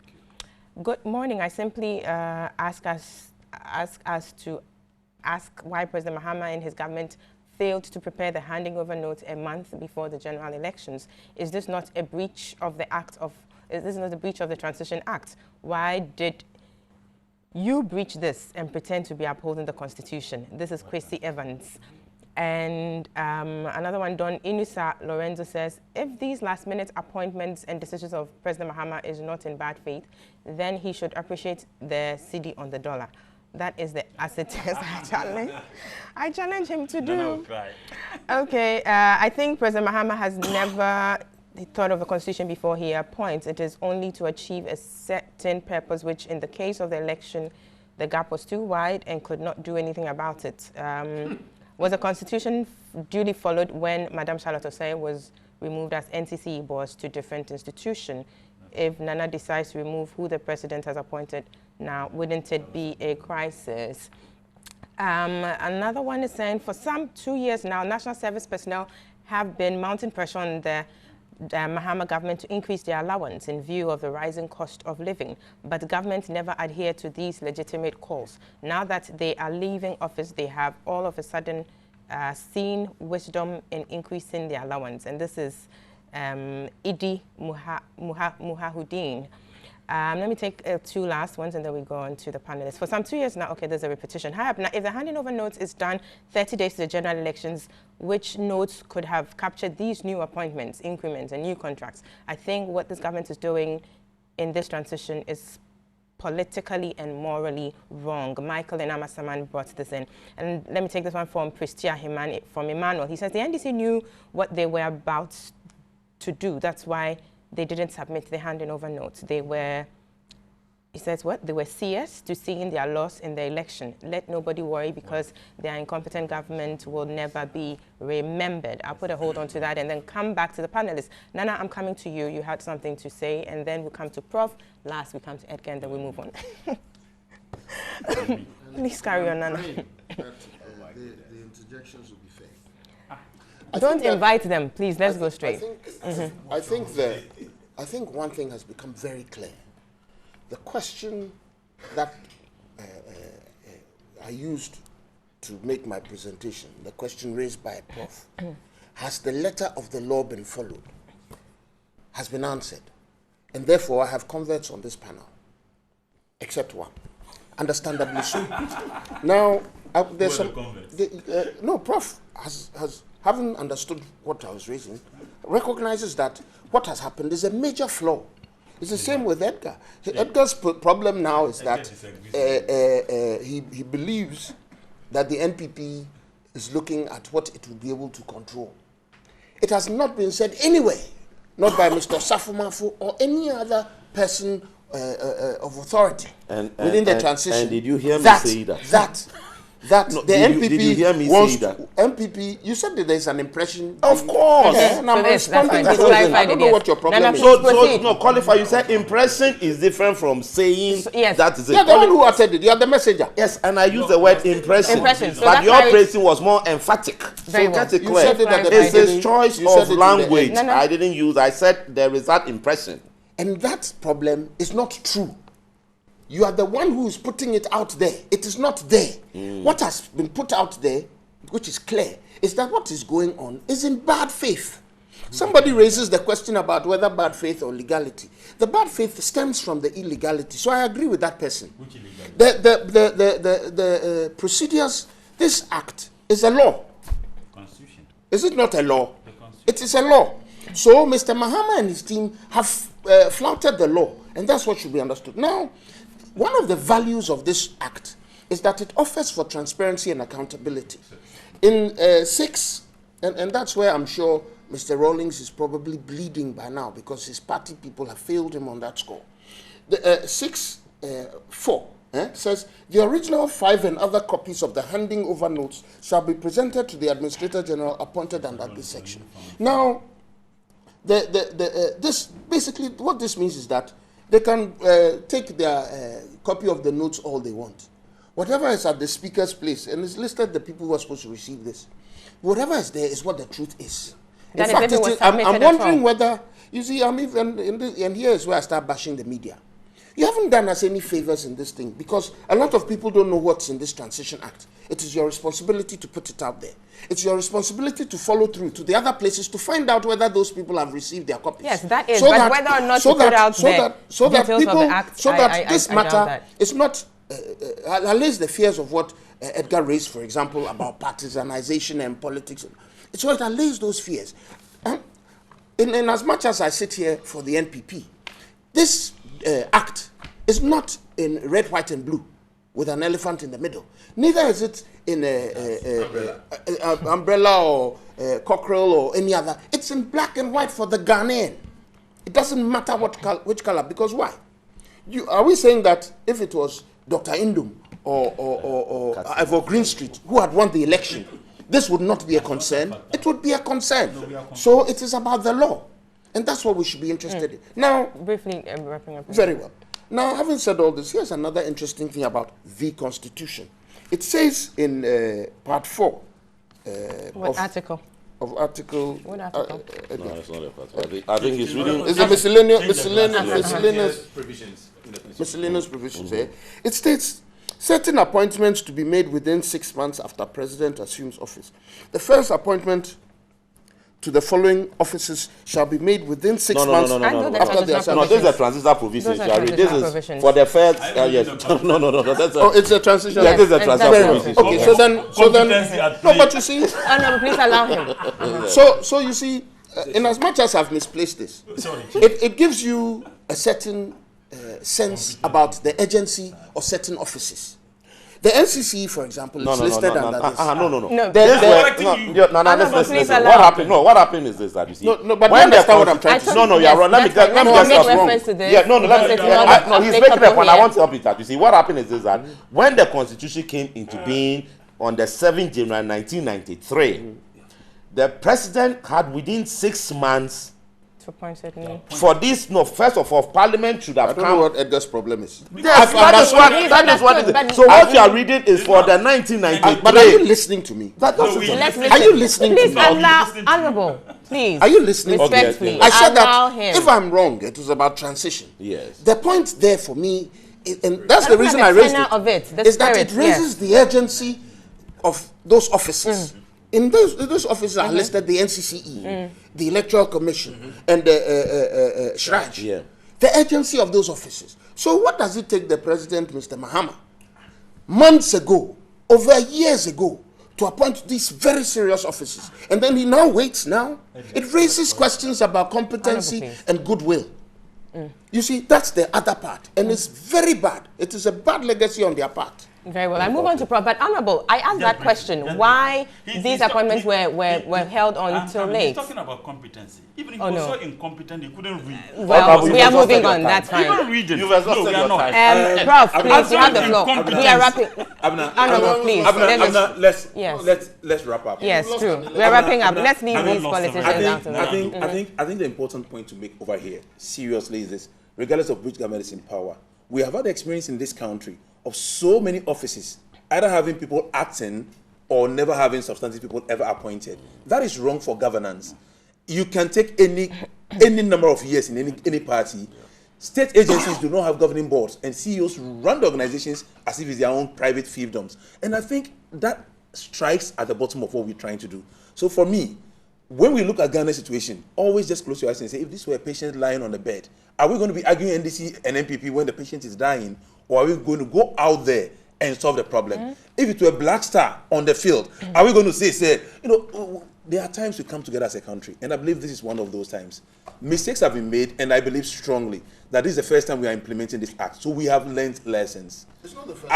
Well, the first proper time. The first is the first time from one party to the other. Exactly, a difference. So I think going forward, what we should all be working towards is how do we ensure that both the spirit and the letter of the law are followed? How do we ensure that handing over the transition period becomes a period of meeting one another to move forward? And before I land, because I may forget, I think in all our fighting to get a good government, a good Ghana, we've forgotten that our leaders are there. We didn't wish any of them very well. And Very closely. okay, then we'll do We'll that. get to that, yes. I'm trying to reduce the temperature. So Abina, Yes. I'm done. I Okay. think the Nana, point. please allow Prof. I think the point I'm trying to make is this. Look, we can pretend all we want. The point of transition is to ensure that the handing over is like a change of baton. It's as smooth, To carry on. it's It's as a smooth continuum. as possible. But Edgar, I will say one thing. We live in a country where we are ruled by multi-party democracy. Politics will play a role. Politics is not a bad thing. It is when politics is being run in a At the way expense of that the against the national interest. So for me, I have no problem with political appointees for as long as they are competent, and once they get into power, they will know that regardless of who appoints them, they are working for Ghana. Yes, Well, very well. Let me take some messages and then you just wrap up. Why is this is Kasim Yusuf in Offenso. He says, Nana, why are you doing this? Why is NPP complaining about the appointment? It is in the interest of Ghana, and they also believe in Ghana. Or do they have some specific people to be appointed in there? Another one is asking, I just want to ask whether they, here the NDC, would have still done these appointments this soon if they had won. And this is Latif from JFC. AU, Farouk, and Tamale saying, good morning to you, Abner, and to your panelists, especially Comrade Mutala. He's asking, why is NPP always contradicting themselves about the law? Are they forgetting about Article 70 that subjects the president, or that gives the president a mandate to appoint? And he says, NPP must stop their opposition mantra. They are now nearly to take the governance of the country. Ghana must move forward. Latif and Bimbela is saying that what was the NDC doing during their 8 years in office without saying anything about the national service allowances? This is purely incompetence. And the president is just performing duties. He knows what one has to do as a Ghanaian head of state before he exits power on 7 January 2017.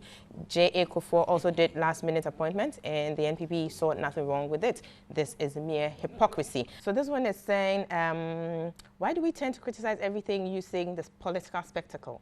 It says Nana Fredo is just being biased in his presentation.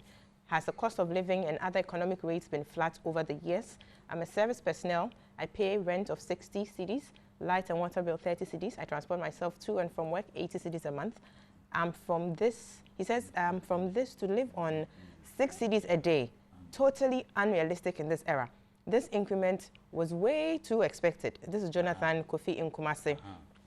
And another one is asking, if NDC were to leave office, would they have increased the national service scheme? I don't quite get this, but anyways, I think it's the other way around, yes. Abna, we, the national service personnel, are waiting for NPP to come to power to cancel the new allowance. Now this is interesting.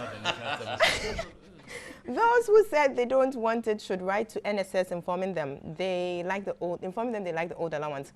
If Nana said he is coming to increase it and JM has done it, isn't it the same thing? Maybe he will like to enjoy demo, so we are ready for him. This is Mark from Mamprobi. Anyways, well, this is a caution out there. It says, another one says, the last-minute contracts and appointments by President Mahama has nothing to do with Nana Addo's government. Nana, all eyes are on you. The NPP should know that Ghanaians did not vote for them because their flag looks nice or because their flag bearer is handsome. We voted for them because of the numerous promises they made to us. They will have the shock of their lives in 2020 if they fail to honor all the promises. All district, one factory, one district, one Akosombo. That's $1 million per constituency, one man. Oh no, he's saying one man, one cow. I don't think that was part of it. So Ghanaians should be fair to Mahama's appointment. It's fair. He says it's fair, but I don't get this one. Sorry. Let me take this one. Abna, my Christmas is going to be dry because there is no money to pay my father for services he has rendered to many ministries. This government has no money to pay local contractors. There's no money to pay suppliers. Various ministries owe a lot of people, but there's money to increase allowances from Earth to another stratosphere. Tell Nanado to please pay local contractors and suppliers so they can service their loans at the banks. They are dying. This is CKB in Adenta. We'll put a hold on the messages here. Edgar, your brief submissions and honorable, briefly, please. Yeah, basically, there are one or two issues that have come up, and I just felt that, look, there's a need for we to bring some understanding to these pictures, right? These appointments have been made from whichever side of the coin you want to look at. people should not get that impression that when the NPP takes office on the 7th of January, they can go and then review the appointments and do. People should not entertain that. It is not going to happen. They simply don't have the power to do it. Number two, my brother Prof was making a point, and I need to get it clear that, yes, the Constitution has made the president the main appointing authority, even though it's not in everything that he does the appointment. But majority of positions, he is the one that is in charge. But I want us to understand that the fact that it is the president who has to appoint does not necessarily mean that those appointments are political appointments.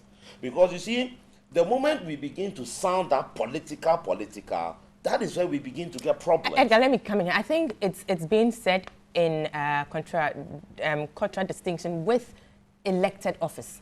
When you are appointed by the president, that makes it a political appointment. No. That's saying. You see, it is the president who appoints. The president who appoints. It makes it a political appointment. Listen, the president appoints the trash boss.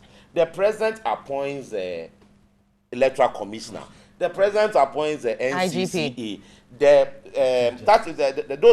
chief justice position, if it becomes vacant, the president appoints. But they are not conterminous with the tenure of office of the president. Not at all. Good. And therefore, I'm saying the mere fact that the Constitution says that the president must appoint does not mean he's appointed his political people. Of course not. That would be the partisanship of it. That is the argument I want to get clear, that we should know the kind of words we use. Because the moment you say it is a political appointment, you are getting it wrong. Don't use the word political. But Edgar, that is what it is. That is not what you mean by that is what it is. It is a political appointment. Yes, honorable. I think that it can be political, but not partisan. That's the point. It's a political, yes. I mean, let's. It's a political appointment, but yeah. You carry on. Not partisan in the sense that it's not supposed to have a partisan connotation. Exactly, you are not appointing for the person to come and serve your interest. But I mean, let's put aside all the debate and the argument. For me, what is important is that our democracy is evolving. We will go through a lot of challenges, and I can say that this is the first time we are implementing this with a sitting government having a transition, to an opposition party that is coming to government. We are bound to have some of those challenges. But what is important is that this debate, this discourse that we have enriches the discussions and the kind of amendment that people may propose. I think that with the discussions and expert, if you like, interventions that have been made on this issue helps us. What position are we then going to take? But frankly, the focus of the people of this country and the NPP is to deliver on the promises they made to the Ghanaian people. And for me, if they had concentrated so much on seeing how they can provide every district with every constituency with $1 million every year, how they can provide every district with every village with a dam, how they can provide every district with in the north, yes. No, why? The dam yes. Why? But honorable. The initial statement. That's fine. You wrapped up. We're moving on. The initial statement was every district, and subsequently they said that in the north, and even in the north, they are now changing. Okay, no. Is it but honorable. The point is, they've won. Ghanaians will decide when it comes to 2020. We must understand that state institutions ought to be independent, despite the fact that the president appoints. Those appointees have a moral duty and a responsibility. To be independent, exactly. And that is why I said that those people would take an oath of office. And the oath of office indeed places on them a huge responsibility to be independent. To which they are held fair, accountable. Exactly. For which we have separation of powers in Ghana. Yeah. Let's understand that government does appointments in consultation with other state institutions. But that is not absolute. If someone misconducts himself, the judiciary is there. And the judiciary doesn't also have an absolute power. They have what it takes. They have their checks and balances very well, yes. And you don't appreciate those checks and balances. I can understand. No, that's fine. We need to have those things. And let's look at them as independence. Very well. Thank you so much, Honorable. We're moving on. No, but your text is sent. Now you're going to respond to it. They are sharing their views. The reason with all humility, the reason is that is a certain misconception or misconstruing of what's going on. it was Jonathan Kofi and Mark. Mark from Mamprobi, where I used to live. The discussion is not that payments, increments shouldn't come on. No, it is. The discussion is that It is. You said it it has been done in bad faith. As for the increments, it's not the question. Okay, So we that get is it. what has happened. Yes. So people must Fine. understand. Okay. The next thing is that, as far as I'm concerned, per this transition, and Act. Edgar made reference to Philip Addison. As far as I'm concerned, Philip is testing one aspect of this transition. The other aspect should be tested. Those people appointed, it should be reversed. Well, we wait to see what You the Supreme think Court says reverse? on that. But we are moving on. I had earlier on said we were going to be conform looking at the Gbese Manche thing, but let's quickly do the gas explosion and then we wrap you up have with to be tested to rise to court. the issue about the Gbese Manche and the pressure being mounted on him. Because just this morning we had exactly another fire, and it's testing again. We don't know the extent of damage because we didn't get the visuals to go with, but clearly our handling of emergency situations in the country or such disasters in the past has not really been the best. Responsiveness in terms of emergency situation, Prof. We yes. live in a country where we do not have a memory. Seriously. In 2000, I'm referring to the year 2000, I made a public lecture and I said, how prepared is Ghana for any emergency? Gas, because that was when Cote d'Ivoire, they had the gas spillage and poisons and people were dying through the air. And I said, as a country, what are we learning from it? Because countries should have memories of accidents and incidents and learn from them. Let's fast forward, 2001, May. What happened? 9th May disaster. How many people died? 105. If you read the commission's report, it says that we should make sure these things don't happen by having community. 2014, I made a comment that how prepared is Ghana for an Ebola crisis? And I said our preparation was woefully inadequate. And I was invited, not to Parliament for contempt. I was invited by the Select Committee on Health to explain why I said so. The minister was there, body was there. I said, clearly, as a country, in the heat of the Ebola crisis, we have made no preparations. The media has not been told what to do. If any minister, any church, anywhere should have Ebola, nobody knew what to do. And I felt it was a failure of governance that we should, the country was looking up to us because they paid their taxes and there was no direction. So I met with the Select Committee on Health and we had all those things. We were fine. Subsequently, in 2015, I made even a stronger statement which landed me somewhere. Where did it land? I will not go into that. Let me come back to the issue. Let me come back to the issue here, and I will say this: as a country, sadly, at all levels, we don't learn from disasters. We don't prepare for crisis, and sadly, we don't even have what I call business continuity plans. We live in an earthquake zone. How many times we rehearse crisis happening in Accra? How many times we rehearse that when would ambulances pass when there's trouble? Where are the ambulances? Trust me. Do we even have Trust me. My job as a pharmacovigilante means that we always look out for problems, anticipate them to prevent them from happening. Yeah. When you want to solve a problem, it's too late. And I have said this time again. Indeed, I did offer a book for the ministries to use for crisis management. Has it been used?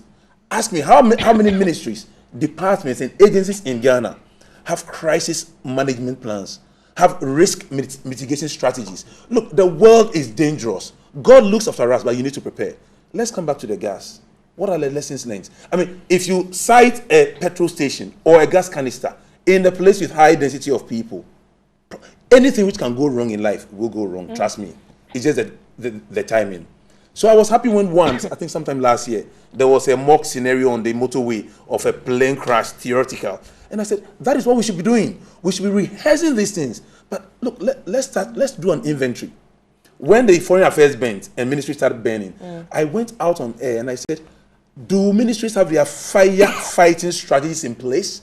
We still keep all our documents on paper. Have we learned to scan them and keep them electronically in view of what has happened? How many ministries that take our tax money have all these things in place? So sadly for me, it's sad, it's happened, but we are not learning from it, and it appears we will not learn from it. And seriously, the only thing which happens is that people die, we have a big church service, and life goes on, and it's irresponsible. And the government comes in and says, I'll take care of the funeral service. I am hoping that the incoming government will realize that safety is not by accident. You have to build safety into people. It's a culture. Currently, almost everything we do is dangerous, from healthcare No, seriously. Come to Kolebu. We will bring people who are ill on taxis and other things. By the time they get there, if the thing has to do with their bones, they're already dead. And you look at everything across board. And I keep telling people, trust me, how many people died because they came to hospital in Ghana? Or they sought healthcare across board? How many people died because they bothered to go and look for someone for anything? So I think the point I'm trying to make is this. All of us who work in Ghana, especially anybody who has had education, have a responsibility to build a culture of safety. Trust me, when I'm in Kolebu and Professor Dodu, if I get knocked down by a taxi in Tema Station, I'm just someone who has been knocked down. And if we haven't built a system that looks after everyone, no matter where they are, we are in trouble. And the warning I gave then, and I still give, is that nobody is safe in Ghana if everybody is not safe. Great. Currently, we are not safe. Sure. I will say it and I can be sent to Parliament, we are not safe. And we spend all our time shouting and arguing, but safety is not about talking. It's about building structures. Today, even if Flagstaff House should bend down, what are the plans we have to keep governments going? If Kolebu should, people think it's a fault. We live in an earthquake zone. Accra is an earthquake zone. The last earthquake was in 1939. Trust me, we are due one. We don't know when. Very well, Prof. You've mentioned a number of issues, very legitimate issues there. But to add to that is the thing about non-compliance with laws. Thank you. You see, because in this particular incident, the NPA boss, the CEO, Mr. Musasaga, is reported to have said, and let me just quote him, he said that the cause of it was as a result of irresponsible human error, because apparently there were supposed to be some 2 bolts on the lid of the tanker which were not tightened, and so when the tanker stayed at post for a long time, of course it generated heat and then it came up. So that clearly somebody was responsible for that. And we will say, if you deal with a person or by losing a juma, let's face it. You know what? Not to build a fair country. And a fair country is the fact that if Alex Dodo is supposed to do A and he fails, he should really be made to face the consequences. You see, we are too generous to accept mediocrity and failure. When it comes to healthcare, when it comes to gas, when it comes to building, I don't think we should give 1% of whatever. We should not compromise, exactly, at all. And I think that's my final point on that. Very well. So the situation here, like I said, I'm too passionate about that. Clearly, the cause of it has been identified, and well, perhaps they are going to launch some other investigations into it. But the initial thing we're hearing is this: that there were supposed to have been some bolts tightened on the lid. It wasn't done. Clearly, you see a trace to some quote-unquote officer who was responsible for that in terms of the gas operator or whoever. Right. What do we do in terms of non-compliance? Because consistently we see these things being done, and you ask the questions, is there a regulator? What is happening? What happens when the law or the regulations are breached? How do we move forward? Well, let me say that our condolences to the Bree family. We are told that 9 people lost their lives, and this morning I was listening to news, it's like the 10th person has passed on, unfortunately and sadly. We are also told that those who are in various hospitals, some of them are in critical conditions, and it is our prayer that Allah would protect them and let them come out healthy. We are also told that a 6-year-old boy and another 8-year-old boy, they are parents and can still not be found. I listened to one radio station last night, and they were asking, they mentioned the names, those who, know who their parents are. It's sad, and if you watch some of the clips on social media, you certainly can watch it for the second time. And I tried to download one on social media. I couldn't simply watch it. And that's another issue I'd want us to look at, the sensitivities around which we do these filmings and postings. In this country, people post everything. And I think that we also have a responsibility. And the media has a huge responsibility. We are not saying that when things like that are captured, in fact, you can even warn viewers, even if you, under the justified circumstance, you want to even show it, you can even warn viewers before. Right. Now, where kids are involved, even their faces ought not be identified. Some of the women, if you see, virtually bend, you see their nudity, and I think that it is not proper. So it's unfortunate that. But the question is, yes. You wanted to download it. And I'm saying you try to download. You tried to. Yes, you can't even download it because it's so horrifying, and some of them, especially those on Facebook, it's already done. You can't even when you want to play it, you can't even watch it. So I think that it's important we look at them. The question then is, did we go or did we come? Have we learned from the past experiences? We have experienced that time and again. One prof was talking about the fact that Accra is on the earthquake zone. I remember doing in my level 100 when we were doing archaeology. There was this Professor Crossland, and Professor Crossland told us in the lecture room that Accra was an earthquake zone, that Legon was on a stone, I remember, and that even if there is going to be earthquake, Legon will be hard hit. And those days, you sleep and then you have nightmares. You ask yourself when, because no one would ever know when such can happen. And I think that our meteorological services and those geological and those who are in it also should be empowered, because at any point in time, it is important you are prepared and you can have signs when you may experience that, so that people can take caution. But it comes down to the same point. The laws are existing. Our ability to implement those laws. I believe that if we want to implement our laws strictly, there are a lot of fuel and gas stations that are operating which ought not be operating. And I think that once those things are done, you would find people, and sadly in this country, even if you want to do it, people can read even politics into it. Exactly. Families will come and then argue. People would commit wrong or allegedly commit a crime. Those people are arrested. You would find people who would marshal forces either to the police stations demanding that those people be removed. So one, we all we all have a collective responsibility, and it comes back to the point we debated on earlier. State institutions must be allowed to work.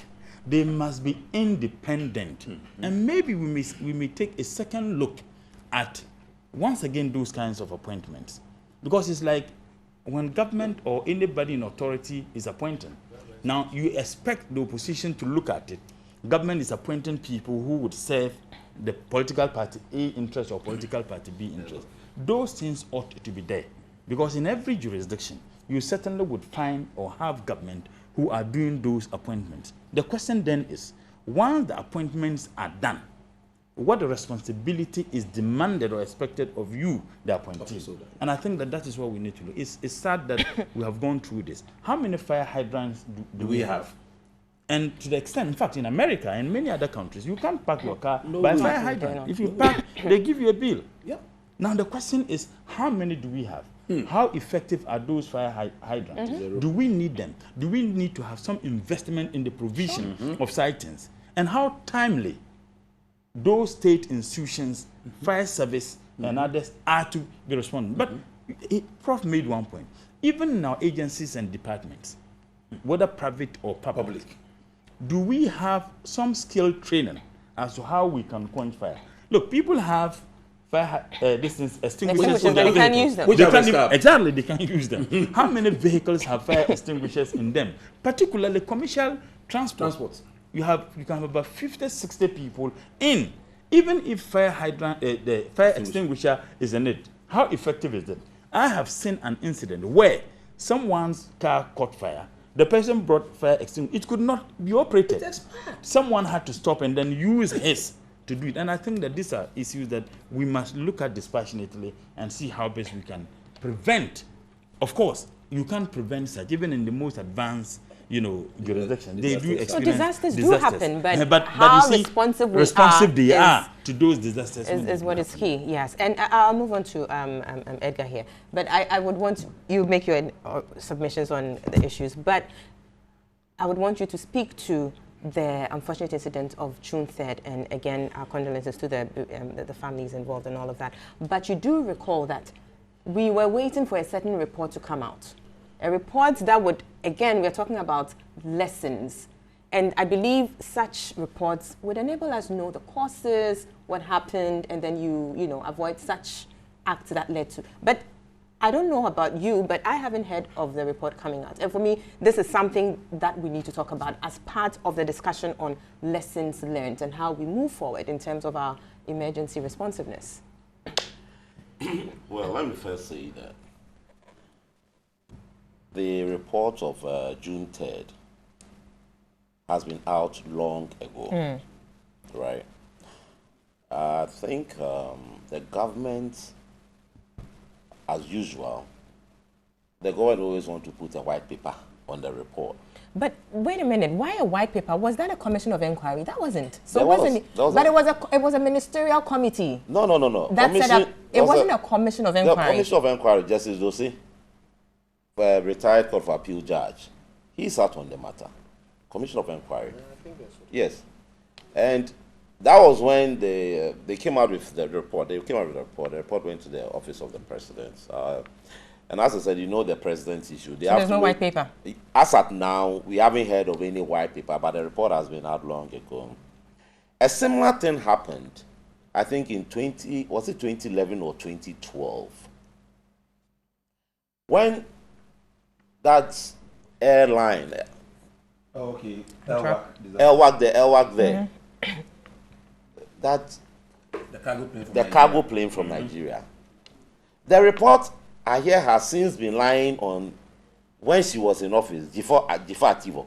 I hear the report was lying on her table. Till date, nobody has seen the report. They had completed a long time ago, and we haven't seen the report. That's what I'm saying. When she was in office, the report was lying on her table. So she's left home. And it's gone. So, you see, one of the things that I keep saying at the point in time is, you see, people ought to be allied to their responsibilities.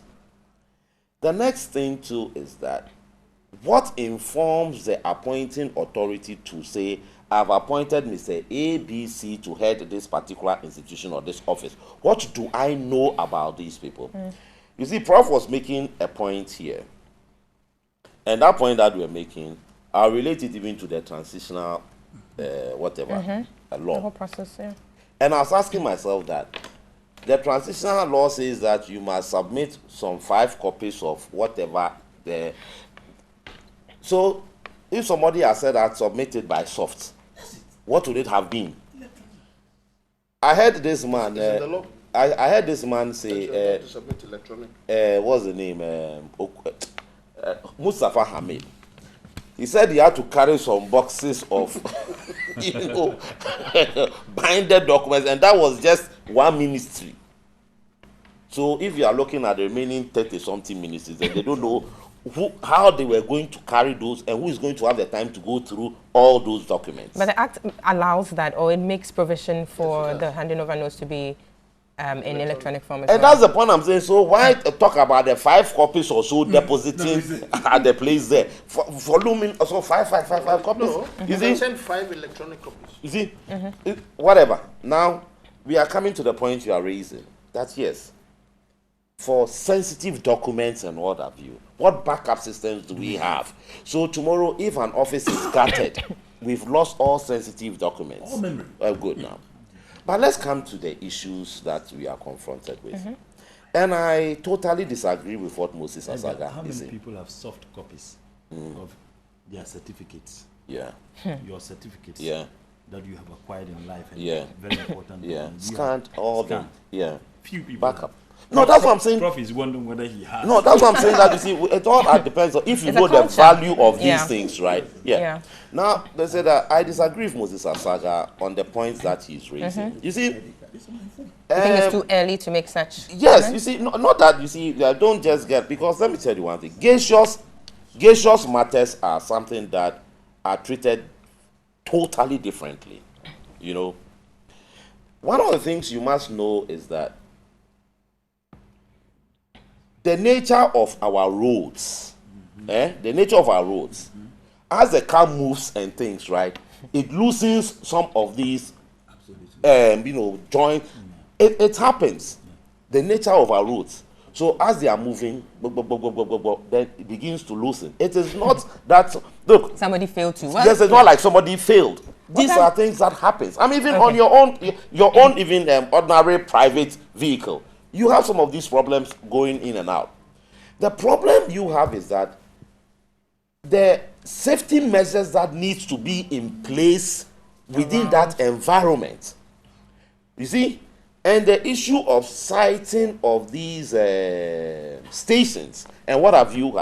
I was talking to them. I said, look, at Timotan substation around Jowulu there, there's a gas plant there. And that Atimota substation serves a large area in Accra here. It is not an ordinary substation. And there is a gas plant there. You understand? Now that gas plant, assuming it was this incident that got in there, what would have happened to that whole substation? So the issue of where to site these things. So somebody at the time they were siting it there, somebody did not see that. Look, this is close to a whole electricity transfer, substation. So should we allow it to be there? Good. Now, number two, one of the things that we also have to look at is this: that these tankers, right, when they arrive at the stations, for the same safety regulations, they have a certain period of time that they have to stand. Okay, because of the movement, the car has to stand there at times 3-4 hours or so For it to settle everything. for it to settle, make sure they cool off everything before you begin to discharge, you know, and all of you. They are all part of the things that happen. But then here is another situation that when those things are loosened, you know, the pressure. Let's forget about the fact that it even happened at the station. This Christmas season, where we are caught up in traffic and standing there. So let's say we are standing in the traffic at Opebia, And then the explosion occurred. Edgar, wrap up for me and then we move on to... You know, He's terrorizing you. no. So you see, so you see, Yeah, that's what he says. Serious. yeah. I mean, no, but that is the cause. It's true, yes. The cause happened because of that tanker that was parked, right? And we are saying that we must understand how these things work. Now, so that the nature of our roads itself, as the cars are moving, you Things see, are happening. It loosens some of these things. So it is like every now and then one has to be very cautious.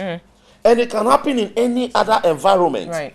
But that's what I'm saying that Our maintenance culture. you see, that's what I'm saying. That see, the problem that we need to look at is that the environment that we are operating in, because there's a leak and there's a naked flame. You see, yes. you see, Let's there's a try to leak, move on, yeah. there's a leak, and then a naked flame.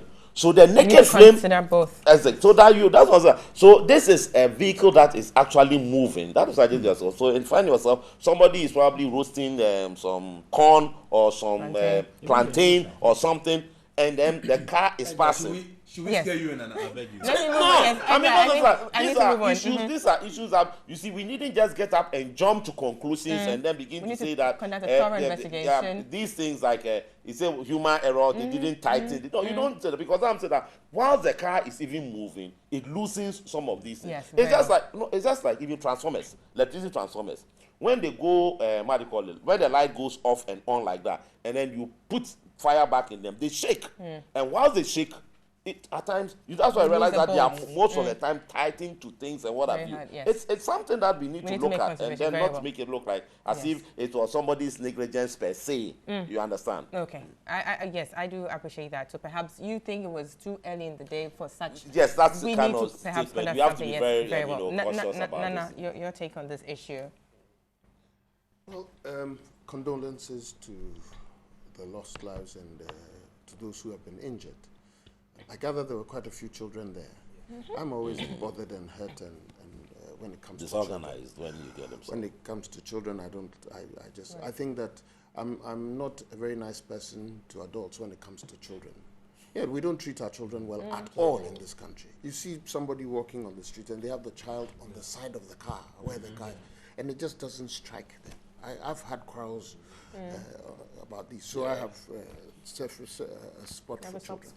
Having said that, what's the chain of responsibility, duty of care for all the things that have happened? The station, was it positioned in the place that we deem to be fit? Who gave that authority? Who's supposed to go there and inspect that things are being done the right way? The owners, how cautious and conscious are they of the things that should be done to make sure that there's safety all the time? All those questions need to be asked. You raise an outfit like NADMO. What's the essence of NADMO? It's been so politicized that incompetent people are put there. They go in there and they quarrel publicly about who should be distributing what, as opposed to making sure that disasters are prevented. All those things must be looked at. We must begin to take these things seriously. And the biggest thing of all is, are we letting our laws work? That's the biggest thing of all. Are we letting our laws work? Look, how many fuel stations suddenly have sprung up over the last 8 years? Go and check. Why? In the strangest places, because people must find ways of making money, creating all kinds of so-called opportunities for themselves, Enabling all that, creating an enabling environment so that the pockets will be filled and all that.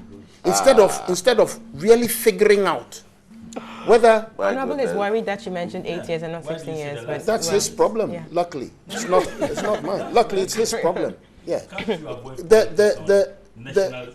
I'm glad that you are itching about what I said. You see, a lot of things have been done irresponsibly, and when we start pointing out the irresponsibility, people start itching. Now the issue is this: go and check out. As for the opportunity to create jobs, it's a good idea. But in the haste to do things for personal gain as opposed to public benefit as well, a lot of these things, go and check. From the toll booth on the Accra and Nsawam Road, from the toll booth to Nsawam, count the number of filling stations in a 5-kilometer stretch. Go and count the number of filling stations in a 5-kilometer stretch. Why?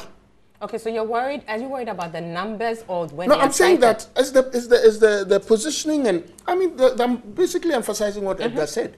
We're not regulating ourselves in a manner that will keep us safe, and therefore this cost. Yeah, the questions. By the way, the June 3rd thing, she was right. Abna was right. There was an investigation, not a public inquiry. I checked on the net. Mr. Dosu, you were right, yes, but it was an investigation. In fact, they said they were assigned to figure out the cost. Exactly. Not even they just came up with the reasons for the cause. But the cost is what they were assigned to do, and they handed it to Mr. Oyongo, who just lost his seat. Now, so if you don't see I want you to feel it. I'll have to interject. No, because we'll take some messages and then go back to Nana to wrap up on his submissions. This Haj from WA says, please tell the NDC, it says what? The NDC man to be attentive to his colleagues when they're speaking. That's why he's, okay. But Wendy, that's an observance. No, me, I won't respond. Nah, that's fine. You respond to texters. Again, Haj from WA says the professor has, he says he's making good points, he's conducted himself well. So he's looking out for people's conduct, I believe, Haj. That's well noted. And another one is asking, is it not possible for the NPP government to come cancel this increase of allowance and do what they think is right? This is Oliver in Sefibio, so who is asking. And this one is saying, Abna, you have never read my messages. Oh, okay. Why I'm reading it. Okay. So he says, I believe EPA is not doing its work. And the greed and selfishness from our officials is causing all these disasters. They prefer their pockets to our lives. All they need is the owner giving them some dollars, and it's enough to give that permit. Well, these are all allegations we have yet to be proven, but I think that's a perception out there, and perception, they say, is as good as reality. Well, it's for us to deal with such situations. It says, why are those stations located as residential areas? Has EPA and town planners forgotten the laws of land administration, issues that we've raised here this morning? And another one is saying, we as Ghanaians are very stubborn. Drivers come to filling stations with their engines on and no one says anything to them, but it is written that turn off your engines. Let's enforce the laws. And it says, let's make sure the right things are done. This is Kobe. Another one says, I'm Rashid. Ghanaians will remember President Mahama very soon because he says he, like President Mills, I can't. I'm sorry, but I can't read the message. It's not clear. I can't get the import of it as well. So another one is saying, good morning to you all. Nanado should review all appointments and increments given by or made by the Mahama administration. What were we doing for so long till this time? This is hypocritical behavior. NDC, we are tired of you. This is coming from He says, political thinker in Tamale. Please, are we saying that the Shraj office is a political office by the mere fact that the boss is appointed by the president of the land? We should be very mindful so that we don't politicize our state institutions. If we do it, we will be, it says we'll be causing chaos or disaster. Another one is saying the NPP members should stop complaining bitterly about these changes and embrace it in good faith, or else the claimed competences of Nanado will be questionable, because these changes are not only in favor of NDC members, but Ghana as a whole. And this is coming from Donatus in Kumasi. We'll put a halt to the mails or the messages at this point, and we'll wrap up on the conversation about the gas explosion and move on to our last topic. Nana, you have the floor. Yeah. To Donatus and others, this matter, this, you see, Nana, you have 2 minutes to wrap up. I beg you, make your point. What you don't recognize is that we are talking to Ghanaians. I say make your point. Because you failed, that's why you lost. You pick on texters. Don't worry, he has I'm checking his time. 2 minutes, I'll just... The point is not about the increment, it's about the bad faith in the act of doing it. That's what the point is. So let's not lose focus of that. To the gas I was explosion. talking about the matter of law and order. Enforcing our laws is what's going to make things work the fastest. If we're going to transform this country, the first port of call is enforcing laws, making sure laws work. So for me, it's the biggest thing. What's happened to the Malcolm situation? What's happened to that? There's a certain Prof, you're here. The psychological effect of these disasters on the country. What's happened to? I still drive into filling stations with a certain trepidation. Naturally, no one. You know what I'm saying? And it's simply because we haven't truly and thoroughly discussed these things and put in place things that will make people not feel scared anymore. Now, when you're going to a place that appears in any way to be disorganized, these filling stations, you worry. What is being done about that? Those people who saw their friends burning at the Goyle station. I had listened to one gentleman on Peace FM a few days later. I could feel what he had gone through, and I was thinking, isn't this guy walking around a bit off? And they were never cancelled. No. That's the point. So that thorough process of taking us out of this, making sure that when somebody is enforcing the law or asking the law to be enforced, the person is not labeled as too known, as being selfish, being partisan, and what have you. You are witch hunting and all that stuff. We must deal with all those things so that when I don't know why I don't know why old ladies' bones are croaking on this stage. When the right thing is being done. Very well. I mean, he just had to bring that in. We should not be afraid. Anyways, so great. We are done with this conversation. We just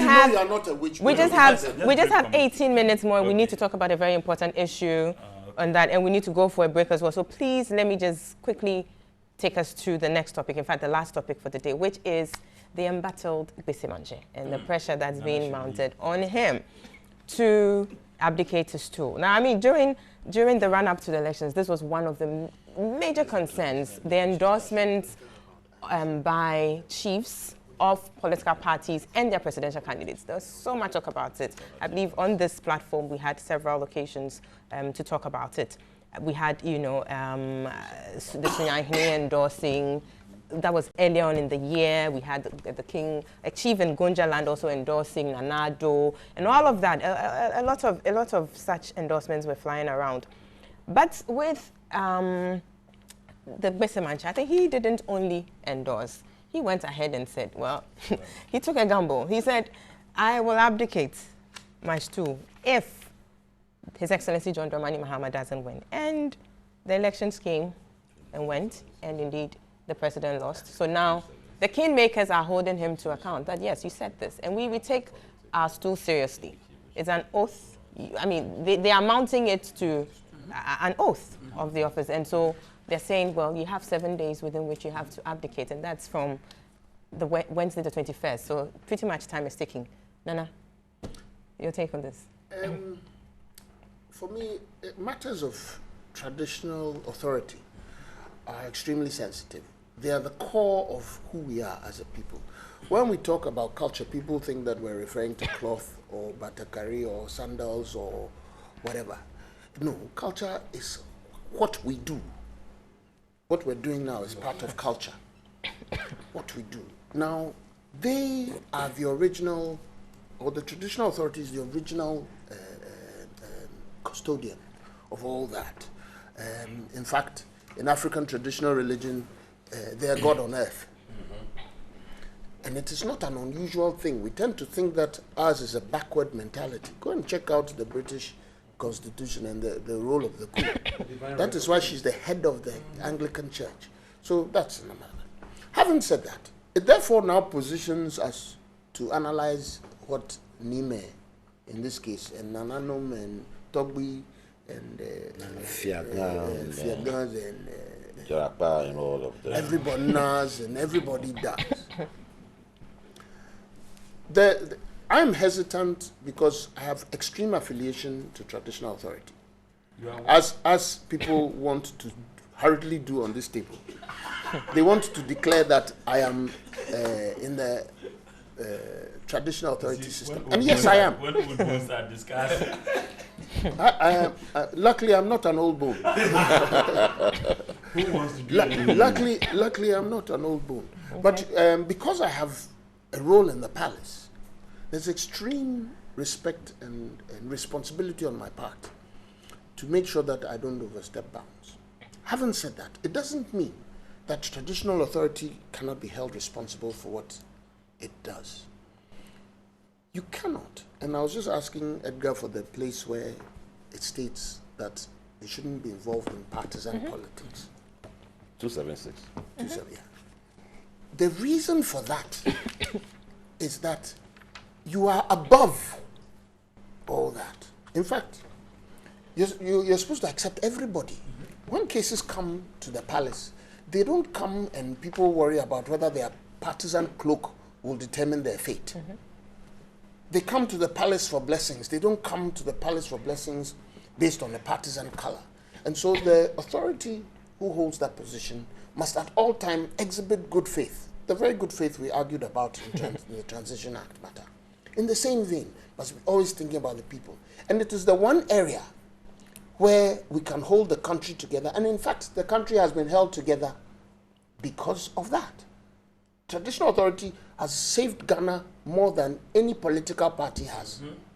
Because when it has gotten bad, they hold the fort. So in that context, when now in a hot event like this, any authority, whether for party A or party B, and you see, both political parties have benefited from this wrong. And 30 seconds more to go. When you set yourself up, do the honorable thing. I think Nigbese has to do the honorable. Okay, very well. And he's not the only one. There are quite a few others. There are quite a few others, exactly. Yes, We just need to. Because traditional authority must not be disrespected. Great. So Article 276 is what clearly prohibits the chiefs from doing that. But you see, I mean, over the years, when this issue comes up, I think people have come up to say that, well, but what happens if a chief is found dabbling in such? Because what it says is, if you decide to do it, then you abdicate your stool. But here's a case that the person is already doing it. So what, are they going to abdicate their stool or what? But clearly, what we're seeing with the Gbese Manche instance is, you know, the people are now demanding, exactly. So do we see that as a practical lesson that chiefs in Ghana should learn? But I hear there's this new development where he has actually come out, or the elders actually had a press conference again and said that, well, he said that statement in reference to two sons, quote unquote, Oko van der Poy, the mayor, and then Nilante van der Poy, the MP. And so he wasn't saying it in reference to the president. I come from that area. Two troublesome Abna, the constitution is so clear. And I think for the sake of viewers and listeners, let me just repeat it. It says, a chief shall not take part in active party politics. And any chief wishing to do so and seek election to parliament shall abdicate his stool or skin. You know, we started this discussion this morning by talking about the letter and the spirit of things. Right. There's a reason why our chiefs, indeed, in our traditional setup, and I grew up in Jamestown, chiefs in Ghana or rather across the world are supposed to be higher than mortals. We believe that they are between us and God, you know, in all religions. And so they are supposed to be higher than all this, and they're supposed to be the custodians of everything we have. They're supposed to be the fathers and the mothers of all of us. Once you become partisan, you are in trouble. Indeed, I have said any one of us, I mean, I have been involved in professional politics. When I was president of pharmacists, I said you cannot belong to any political party because your members will belong to all parties, and you cannot show your face one way or the other. When we were in school, we fought against vice chancellors who were standing for one party or the other. Why? We believe vice chancellors, their position was for everyone. I have said it over and over again that in this country, public service holders, CEOs and everything, they get changed when governments change. Why? Because they do not see that they are there for the country, not for any party. And our colleagues from East Africa, I'm not talking about Abuchi, get shocked when they come to Ghana and they see EPA boss, FDA, any boss saying that they belong to a party. Because in East Africa, if you are the head of NADMO, any organization, and you show party color, you resign. You resign. All and right. I'm talking about Africa. So please, let's make a point. If you want my view, should the Bese Manche go, he must fall on his sword. He said it. He cannot say he was saying it, it's been taken out of context. If he said it, you know, there are two things. He was either reckless or irresponsible. Either which way, a chief should not be any of them. Very well. No. Just about 5 minutes to the top of the hour when we bring this show to a close. So quickly, I move on to Edgar and Honorable for their take on this issue around Bese Manche. Let me try to see if I can understand and make sense of what is going on. All right. The man is alleged to have made a statement that if the NDC, If President Mahama loses, President Mahama loses, didn't win, he would not abdicate his seat. Oh, okay. So, are we saying, or we are suggesting, that statement is a political statement? That statement, are we suggesting or saying it's a political statement? Because where we are now trying to emphasize that chiefs should not be involved in active politics. If someone makes such a statement, does it mean that the person is being involved in active politics?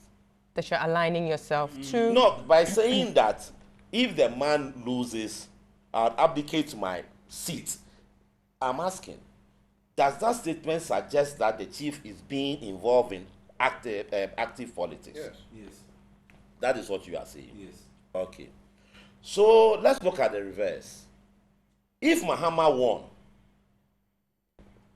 would you have said that that is a political statement, chief should not be involved in politics, so he should abdicate his seat? Yeah, I would have said the same thing too. He should not have been taking his neck out for anything. So, you see, at this point, Nana, we don't have time at all. I need to have Honorable take as well. So, you see, Edgar, wrap up briefly, please, and then I can. Let's get it clear, because you see, when you are looking at these things, be careful. So, where is the real issue? Where's the real issue? Is the issue because Mahama lost? Or it is a political statement? Or what are we really talking about here? Very well. Let me move to Honorable. Well, Abna, what I would just say is that, I mean, I look at the statement. Can you help Edgar in his confusion? Yes, I look at the statement in two folds. Now, and I know that Nana preempted or possibly what I would say. I think that Nana should be the first person to abdicate his tool. Nana is a traditional leader, he's a chief, and he's engaged in absolute partisan politics. So, yes, you are engaged in absolute partisan politics. You're using your right hand. Oh, yes, you are engaged in absolute, if not, your juju hand will kill me. You are engaged in absolute partisan politics. There's no question at all about that. Several chiefs made statements. And in fact, the Pembiura even said Nanado was going to, predicted the percentage he was going to get. Oh, yeah, some were predicting. A lot of chiefs made those statements. Now, if you are looking at what the constitutional provision says in Article 17, No, That's 276, 276. Yeah, 276. then we can have a debate on that. Oh, yeah, and I think all the Yes, chiefs. All the chiefs. I thought Prof was not being fair to the chief, honestly. I thought Prof was not being fair.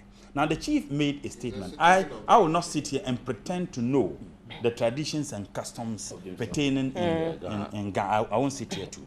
Now, if the issue is about the statement you made has a bearing on our traditions and customs. I will leave only that to the people. Very well, Honorable. And that's what I will say. Sure. But I think that Nana must abdicate his. Thank you very much. We are done with, the show. Unfortunately, this is all the time.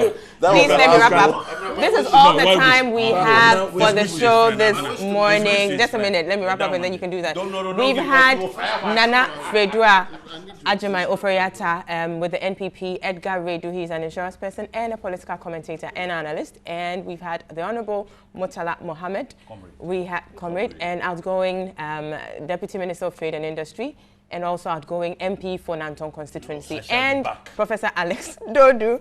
He is with the Department of Pharmacovigilance at the University of Ghana, Legon. It's been exciting as usual. Thank you, and do have yourselves a very good weekend. We'll be back your way, same time, same place next week. Bye-bye. Credit.